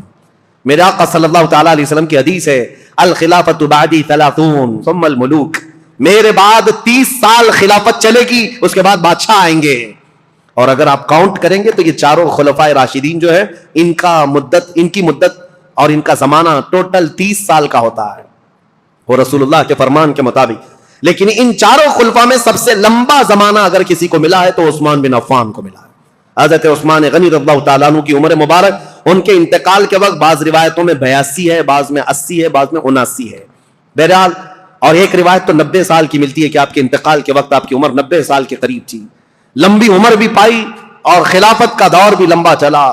رسول پاک صلی اللہ تعالیٰ علیہ وسلم نے ان کو اپنی ایک انگوٹھی دی تھی اور کہا تھا کہ اس کو سنبھالے رکھنا، اور اس انگوٹھی کی آپ بہت حفاظت کرتے تھے، اور حضور نے فرمایا تھا جس دن تم سے یہ انگوٹھی ضائع ہو جائے گی، فتنوں کا دروازہ ایسے کھلے گا کہ قیامت تک کوئی اس کو بند نہیں کر سکے گا۔ حضرت عثمان غنی کی خلافت کے 6 سال ہوئے تھے۔ مسجد قباء جہاں ہے آج، وہاں ایک کنواں تھا، حضور صلی اللہ علیہ وسلم اکثر وہاں جب تشریف لے جایا کرتے اپنے پیر اس کنویں میں چھوڑ کر بیٹھتے تھے عصر کے بعد، اور صدیق اکبر حضرت عمر کے زمانے میں بھی یہ سنت چلی آ رہی تھی۔ حضرت عثمان کو بھی یہ پسند تھا حضور کی اداؤں کا، جب آپ کا دور تھا وہ بھی اس کنویں کے پاس جاتے تھے اور اس میں پیر لٹکائے بیٹھتے تھے۔ ایک بار اس کنویں کے پاس بیٹھے تھے، ہاتھ میں کچھ حرکت کیا، انگوٹھی نکل کر کے اس کنویں میں گر گئی۔ آپ کی خلافت کے 6 سال ہوئے تھے، اسی وقت یہ واقعہ پیش آیا۔ اس انگوٹھی کو تلاش کرنے کے لیے پورے کنویں کا پانی خالی کروا دیا، ریت بھی چھنوا دیا، لیکن اس انگوٹھی کو نہ ملنا تھا، نہ ملی۔ حضرت عثمان نے کہا یہ میرے آقا صلی اللہ علیہ وسلم کی بشارت تھی۔ اس کے بعد جو فتنے اٹھے، ایسے اٹھے تھے کہ ایک جہجہ غفاری نام کا شخص حضرت عثمان غنی ممبر پر کھڑے تھے، مسجد نبوی کے خطبہ دے رہے تھے، اور ان کا عصا تھا ہاتھ میں۔ وہ جہجہ غفاری بیچ خطبے کے دوران کھڑا ہوا، حضرت عثمان غنی کو برا بھلا کہتے ہوئے ان کے ہاتھ سے لکڑی چھین لیا اور گھٹنے پر رکھ کر کے ان کے عصا کو توڑ دیا تھا۔ سامنے اس طرح کی حرکت کرنے کی کسی کی مجال نہیں تھی، لیکن حضرت عثمان غنی کی نرم مزاجی کا لوگوں نے فائدہ اٹھایا۔ حضرت عثمان غنی نے کچھ نہیں کہا، ممبر سے اتر آئے، کہا اللہ میرے معاملے کے لیے کافی ہے۔ صحابہ کہتے ہیں وہ جہجہ غفاری لکڑی توڑ کر کے باہر نکلا نہیں تھا کہ اس کے گھٹنے میں سڑن پیدا ہوئی، ایسی سڑن پیدا ہوئی کہ اس کے گھٹنے میں کیڑے پڑ گئے تھے، ہمیشہ پیپ بہتا تھا، اور اسی گھٹنے کے اس سڑن کی بیماری میں ہی اس کی موت ہو گئی۔ اور پھر یہ بھی روایت موجود ہے جتنے بلوائی آئے تھے حضرت عثمان غنی کے قتل کے لیے، وہ سب کے سب وہاں سے قتل کر کے جانے کے بعد جب یہ معاملہ ختم ہوا، حضرت عثمان غنی کی تدفین ہو گئی، جا رہے تھے، جاتے ہی راستے میں اکثر کے دماغ پورے پاگل ہو گئے، دیوانے ہو گئے، اور اسی پاگل پن میں وہ اپنے سروں کو ٹکراتے ہوئے مر گئے۔ ان میں سے ایک شخص بھی بچا نہیں جو مصر پہنچا ہو۔ حضرت عثمان غنی رضی اللہ تعالیٰ عنہ کی کرامات بھی بہت ساری ہیں، بہت ساری ہیں۔ سیدنا عثمان بن عفان رضی اللہ تعالیٰ عنہ یقیناً محبوب خدا تھے، محبوب مصطفیٰ تھے، ان کے بارے میں کوئی بھی کلام نہ کرنے پائے۔ عزیزان گرامی، آج کے دور کی بات میں آپ کے سامنے رکھ کر گفتگو کو سمیٹتا ہوں۔ بہت سارے آج ایسے کھٹمل آئے ہوئے ہیں جو سیدنا عثمان بن عفان کی طرف انگلی اٹھاتے ہیں، اور ان کی شہادت کے متعلق میں ایک روایت بتا دوں، ابن عساکر کی روایت ہے اور مسند ابی یعلا کی روایت ہے۔ حضرت عبداللہ بن عباس نے فرمایا جس کو حضرت عثمان بن عفان کے قتل کی خوشی ہے یا ان کی موت کی خوشی ہے، حضرت عثمان بن عفان کے متعلق بہت بڑی روایت میں پیش کر رہا ہوں۔ عبداللہ بن عباس فرماتے ہیں کہ یہ جو مصر کے لوگ جو قتل کرنے آئے تھے، یہ اگر زندہ رہتے تو حضرت عبداللہ بن عباس دونوں باتیں کیا کہتے ہیں، پہلے یہ بات سن لو، کہتے ہیں اسلام میں سب سے پہلا فتنہ حضرت عثمان کا قتل ہے، اور سب سے آخری فتنہ دجال کا ظاہر ہونا ہے۔ دونوں فتنوں کو آپ نے برابر کہا ہے تو کتنا بڑا ہوگا ہے عبداللہ بن عباس۔ اور کہتے ہیں جتنے قتل کرنے کے لیے آئے تھے یہ سب کے سب وہ لوگ ہیں جو آخری فتنہ جو اسلام میں آنے والا ہے دجال کا، یا اس دجال کے پیروکار لوگ ہیں۔ اور فرمایا کہ اگر کوئی ایسا شخص، عبداللہ بن عباس کی روایت صحیح احادیث میں موجود ہے، ابن عساکر کی روایت میں کہہ رہا ہوں، مسند ابی یعلا کی روایت، فرماتے ہیں کہ جس کو عثمان بن عفان کے قتل کی خوشی ہوئی یا ان کی موت کو سن کر کے خوش ہوا، اگر وہ زندہ رہے گا تو دجال کی فوج میں شامل ہوگا، اور اگر مر جائے گا تب بھی وہ قبر میں دجال کے پیروکاروں میں اٹھایا جائے گا. اتنی بڑی وعید ہے. ظالموں جو سوشل میڈیا پر آج بکتے رہتے ہیں، پھیلاتے رہتے ہیں، گند پھیلاتے ہیں عثمان بن عفان کے متعلق، اور جانتے ہو انہوں نے ایک نئی چیز بدعت شروع کر رکھی ہے. حضرت عثمان غنی کی شہادت کے دن خوشیاں مناتے ہیں، ایک دوسرے کو مبارکبادیاں دیتے ہیں، اور پھر پوچھنے پر یہ کہتے ہیں نہیں ہم ان کی موت کی خوشی نہیں منا رہے، اس دن مولا علی کرم اللہ وجہ الکریم خلیفہ بنے تھے اس کی خوشی منا رہے ہیں. یہ اور بات ہے عزیزان گرامی، نیتوں کا اللہ مالک ہے. اگر مولا علی کرم اللہ وجہ الکریم کی خلافت کی خوشی ہے تو یقیناً پورے کروڑوں مسلمانوں کو ان کی خلافت کی خوشی ہے. لیکن ساتھ میں اگر حضرت عثمان غنی کی موت کی کوئی خوشی مناتا ہے تو حضرت عبداللہ ابن عباس کے فرمان کے مطابق وہ دجال کے پیروکاروں میں ہے، وہ دجال کی فوج میں شامل ہونے والا شخص ہے. اس لیے اپنی زبانوں کو لگام دو، اپنی عقلوں کو پردے ڈال کر کے جو چاہے بک بک نہ کرو. آج یہ محرم کے دور میں یہ بہت ساری چیزیں آئیں گی، سوشل میڈیا میں ابھی بہت سارے گند پھیلانے لگ جائیں گے، یہ تینوں خلفاء کے بارے میں اور کبھی حضرت امیر معاویہ کے بارے میں، انہوں نے ایسا کیا، انہوں نے ایسا کیا، اور یہ اپنی عاقبت برباد کر رہے ہیں، اپنی آخرت خراب کر رہے ہیں. اس لیے رسول اللہ کے صحابہ کے متعلق میرے عزیزوں مجھے اتنا بیان کرنے کے لیے جتنا میں نے بیان کیا آج، یہ بہت ہی احتیاط والی چیز تھی. اگر اس میں میری زبان کہیں پر پھسلی ہو، لاکھ مرتبہ میں توبہ کرتا ہوں اللہ کی بارگاہ میں، مولا مجھے معاف کر دے. میں استغفار کرتا ہوں مولا مجھے معاف کر دے کہ حضور صلی اللہ تعالی علیہ وسلم کے صحابہ کی تاریخ بتا رہا ہوں، یہ آسان کام نہیں تھا. حضرت عثمان کا دور بتانے میں دیگر صحابہ کے بھی معاملات ہیں. حضرت ابو ذر غفاری کو انہوں نے معزول کیا، حضرت عمرو بن عاص کو معزول کیا، عبداللہ ابن مسعود کو معزول کیا. بڑے بڑے صحابہ ہیں، ایک طرف عثمان بن عفان ہے، ایک طرف مولا علی کرم اللہ وجہ الکریم ہے. یہ سب صحابہ حضرت طلحہ اور زبیر نے حضرت عثمان کے ساتھ جا کر سختی سے کیسے پوچھا تھا کہ خط کس کا ہے، یہ سارے معاملات. لیکن اے سنیو، اس مجمع میں اس پوری تقریر میں میں نے تو بھرپور یہ کوشش کی ہے کسی بھی صحابی کے مقام میں ذرا بھی فرق آنے نہ پائے. کیا آپ کو یہ محسوس ہوتا ہے کہ میں نے کسی کو ٹرول کیا ہے، کسی صحابی کے درجے کو گھٹا کر؟ جہاں جس کے مقامات ہیں ہم نے تعظیماً عرض کرنے کی کوشش کی، اس کے باوجود بھی اگر زبان کہیں پھسلی ہے میں لاکھ مرتبہ توبہ کرتا ہوں مولا کی بارگاہ میں. کسی بھی صحابی رسول کے متعلق مولا ہماری زبان کھلنے سے پہلے ہمیں موت عطا فرما. ہم صحابی رسول کے متعلق وہی عقیدہ رکھتے ہیں جو امت کے کبار علماء تابعین اور تمام اولیاء کاملین کا عقیدہ رہا ہے. صحابہ اکرام کے متعلق جو عقیدہ میرے غوث کا تھا، سیدنا عبد القادر جیلانی کا، ہم وہ عقیدہ رکھتے ہیں. انہوں نے یہ فرمایا تھا، صحابی کے درجے کی بات کرتے ہو، وہ صحابہ رسول اللہ کے جو جہاد میں گھوڑوں پر بیٹھ کر جاتے تھے، ان گھوڑوں کے ٹاپ کے نیچے سے جو دھول اڑتی تھی، غوث کا مقام وہاں تک بھی نہیں پہنچ سکتا. ہم ان صحابہ کے متعلق اس طرح ادب کی بات کرتے ہیں. لہذا سیدنا عثمان بن عفان کی بات آئے، کسی کی بھی بات ہے، ادب کا پہلو ہمیشہ ملحوظ رکھو. اس لیے کہ کچھ تحقیق کرنے والے بھی اب کیڑے آئے ہوئے ہیں، ریسرچ اسکالر نئے نئے، اور وہ اپنے آپ کو یہ کہتے ہیں ہم انجینئرنگ کرتے ہیں، ڈاکٹرائن کرتے ہیں، اور ان کو ایسا لگتا ہے کہ یہ فیصل بن کر کے بیٹھے ہوئے ہیں. کاش یہ حضرت عمر کے زمانے میں ہوتے تو ایک ہی کوڑے میں مر جاتے. صحابہ اکرام کے بارے میں فیصلہ لینے کی تمہاری اوقات کیا ہے؟ تمہارا علم کتنا ہے؟ ارے تمہارا کوئی ڈھنگ کا استاد نہیں، گوگل سے پڑھے ہوئے لوگ، ان کا سارا کل ملا کر کے گوگل استاد ہے، اور سب دنیا جانتی ہے گوگل میپ کہاں کہاں لے جا کے چھوڑتا ہے، ویسے ان کو بھی گوگل چھوڑ دیتا ہے. اکثر جگہ گاڑی ایسی جگہ پھنستی ہے جہاں پیچھے بھی نہیں آ سکتے، آگے بھی نہیں آ سکتے. میں نے دیکھا ہے میرے عزیزو، اسی لیے سینہ بسینہ جو علم چلا ہے اس علم میں برکت ہے. آج نوجوانوں کی ایک بڑی تعداد انجینئروں کو، ڈاکٹروں کو، جو نئے نئے دین میں نئے نئے شوشے چھوڑ رہے ہیں، ان کو فالو کرتی ہے اور کہتی ہے یہ تحقیقی بات کر رہے ہیں، فلی ریفرنس کے ساتھ بات کر رہے ہیں. ابھی آپ سرچ کریں، میرے ساتھ ایک معاملہ پیش آیا تھا. ایک صاحب آئے، بحث کرنے کے لیے آئے تھے، میں کمرے میں بیٹھا ہوا تھا، میرے سامنے بڑی کتابیں بھی رکھی ہوئی تھی. وہ آئے، کہا کہ کچھ میں آپ سے سوالات کرتا ہوں. وہ اوٹ پٹانگ سوالات کر رہے تھے. میں نے کہا کہ ٹھیک ہے، جواب تو میں آپ کو دوں گا.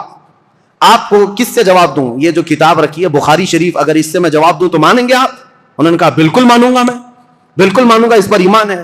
میں نے کہا یہی تو جہالت ہے. یہ کتاب بہار شریعت تھی، وہاں رکھی ہوئی کتاب بہار شریعت اردو کی کتاب ہے. میں نے کہا یہ بخاری شریف سے اگر میں بتاؤں، اس شخص کو یہ تک نہیں معلوم بہار شریعت ہے کہ بخاری شریف ہے. ہروٹ پٹانگ سوالات کرنے آ گئے، گوگل سے لے کر کے آ گئے. عزیزان گرامی وقار، مجھے یہ باتیں اس لیے عرض کرنی پڑ رہی ہے کہ اسی طرح اگر ہماری نسل ان کو فالو کرتی رہ گئی تو پھر یہ نہ جانے کس خطے میں ڈال کر تمہیں چلے جائیں گے، پتہ بھی نہیں. نئی جماعتیں پیدا ہو جائیں گے، نئے فرقے پیدا ہوں گے. کل کو دیکھنا یہ سوشل میڈیا کے فالوور جتنے بھی نوجوان ہیں، یہ کل کو صحابہ کو گالیاں دینے والے لوگ ہو جائیں گے. میرے آقا صلی اللہ تعالیٰ علیہ وسلم نے فرمایا قیامت کی بڑی نشانیوں میں ایک نشانی حضور نے فرمایا میری امت میں اخیر زمانہ ایک ایسا آئے گا جن میں چھوٹے لوگ میری امت کے بڑے لوگوں کو گالیاں دیا کریں گے. یہ وہ زمانہ ہے. اکابرین کے بارے میں پوچھتے ہیں انہوں نے ایسا کیسے کیا، انہوں نے ایسا کیسے کیا. آج میں یہ بات اس لیے عرض کر رہا ہوں، مجھے 1 گھنٹہ بیان کرنے میں پتہ نہیں کتنے پسینے چھوٹ رہے ہیں. اس لیے نہیں کہ گرمی ہے، ڈر کے مارے کہ اتنے صحابہ کا میں نے نام لیا ہے کہیں کسی کی بے ادبی نہ ہونے پائے، کیونکہ معاملات ان کے درمیان ہوئے ہیں. لیکن تاریخ بتانے کے وقت اگر کسی کو مرتبے سے گرا دیا کہ ان کی یہ حرکت تھی اس کی وجہ سے گرایا، نہیں. عزیزان گرامی وقار، ہمارا یہ منہ ہی نہیں ہے، ہمارا یہ مقام ہی نہیں ہے. صحابہ کرام رضوان اللہ تعالیٰ علیہ مجمعین کے متعلق سوال کرنا بہت دور کی بات ہے. انہوں نے رسول اللہ کو جو ایک مرتبہ اپنی آنکھوں سے دیکھا ہے، پوری کائنات خرچ کر دو اس مقام تک کوئی نہیں پہنچ سکتا. بس یہ شرف صحابیت جو انہیں حاصل ہے. اور پھر حضرت عثمان غنی کا مقام، اللہ اکبر، مقام تو وہ ہے کہ جس کے متعلق خود رسول اللہ صلی اللہ علیہ وسلم نے فرمایا اللہ کے فرشتے بھی عثمان سے حیا کرتے ہیں، عثمان سے حیا کرتے ہیں. حضرت عثمان غنی رضی اللہ تعالیٰ عنہ کی وفات کے بعد فتنوں کا ایک بہت بڑا دور شروع ہوا، لیکن فتنوں کی بیج ڈالنے والا ایک یہودی شخص تھا، منافق تھا. اور لوگوں کو آج برا لگتا ہے، کچھ لوگوں کو، کہ یہاں تک کہ کینیڈا میں بیٹھ کر کے ایک شخص نے ٹویٹ کیا تھا کہ یہودیوں کے بارے میں بہت کٹر خیالات رکھنے والا ایک مولانا ہے مدینہ جامع مسجد کا امام، میرا نام لے کر کے، پہلے کا دور ہے، یہ ٹویٹ کر کے بتایا یہودیوں کے متعلق بہت کٹر ہے اور یہ لوگوں کو اکساتا ہے، ابھارتا ہے. مجھے پتا ہے درد کہاں ہے، تکلیف کہاں ہے. آج لوگ اگر بولنا چھوڑ دیے ہیں تو میں اس بات سے کبھی بھی دامن تہی نہیں کروں گا، نہ ہی بولنا بند کروں گا. اس لیے کہ جس قوم پر اللہ نے لعنت فرمائی ہے اور میرے دین اسلام کو ٹکڑے کرنے میں اس قوم کی ہمیشہ سازش رہی ہے. جانتے ہو خلافت کے زمانے میں جتنے خلفاء ہیں سب کو اگر کسی سب سے بڑی چیز سے چیلنج تھا تو وہ رومیوں سے یا پھر ایرانیوں سے یا حبشیوں سے یا بربریوں سے یا مغل یا تاتاریوں سے نہیں، یہ یہودیوں کی دسیسہ کاری سے، یہ چوہوں سے بدتر قوم ہے. وائر کاٹتی ہے جگہ جگہ جا کر کے، چھپ کر کے، اندر گھروں میں جس طرح وائر کاٹتے ہیں. خلافت عثمانیہ ترکی کو بھی تباہ و برباد کرنے والی یہودی جماعت سے، جنہوں نے آج بیت المقدس فتح کر لیا. سلطان عبد الحمید کے پاس یہ آئے تھے بھیک مانگنے کے لیے فلسطین میں 2 گز زمین مل جائے. سلطان عبد الحمید نے جو جواب دیا تو آج پوری دنیا اس بات کو یاد کرتی ہے. انہوں نے کہا تھا میری پوری زندگی ختم ہو جائے 2 گز زمین تو کیا ایک تنکا بھی میں فلسطین کا کسی یہودی کو دینے کے لیے تیار نہیں. ان کو منانے کی 1000 کوششیں ہوئی، لیکن ان کے انتقال کے فوراً بعد ہی یہ عرب آئے اور ان سے ایگریمنٹ کر کے صرف ایک چھوٹا سا علاقہ یہودیوں نے بھیک مانگ کر 4000 لوگوں کو فلسطین میں بسایا تھا. فرسٹ ورلڈ وار کے بعد آج دنیا جان رہی ہے 4000 کو بسانے کا انجام کیا ہے. پورے عربوں کے ناک میں دم کر رکھا ہے انہوں نے، سارے عربوں کو بھی مار کر رکھا ہے. نہ مصر ان سے مقابلہ کر سکتا ہے، نہ شام مقابلہ کر سکتا ہے، نہ لبنان، نہ ایران، کوئی نہیں. بیچوں بیچ بیٹھ کر کے دسیسہ کاریاں کرتے ہیں. پہلے کے خلفاء جانتے تھے ان کا بویا ہوا بیج بڑا خطرناک ہوتا ہے. اسی لیے میرے عزیزوں آج یہ بات مجھے عرض کرنی ضروری تھی تاریخ اسلام میں کہ اسلام میں سب سے پہلا فتنوں کا بیج بونے والا شخص عبداللہ بن سبا یہودی تھا. اللہ 1000 لعنت فرمائے اس شخص پر، اور یہودیوں کے فتنوں سے اللہ ہمیں ہمیشہ محفوظ فرمائے. وآخر دعوانا ان الحمد للہ رب العالمین. السلام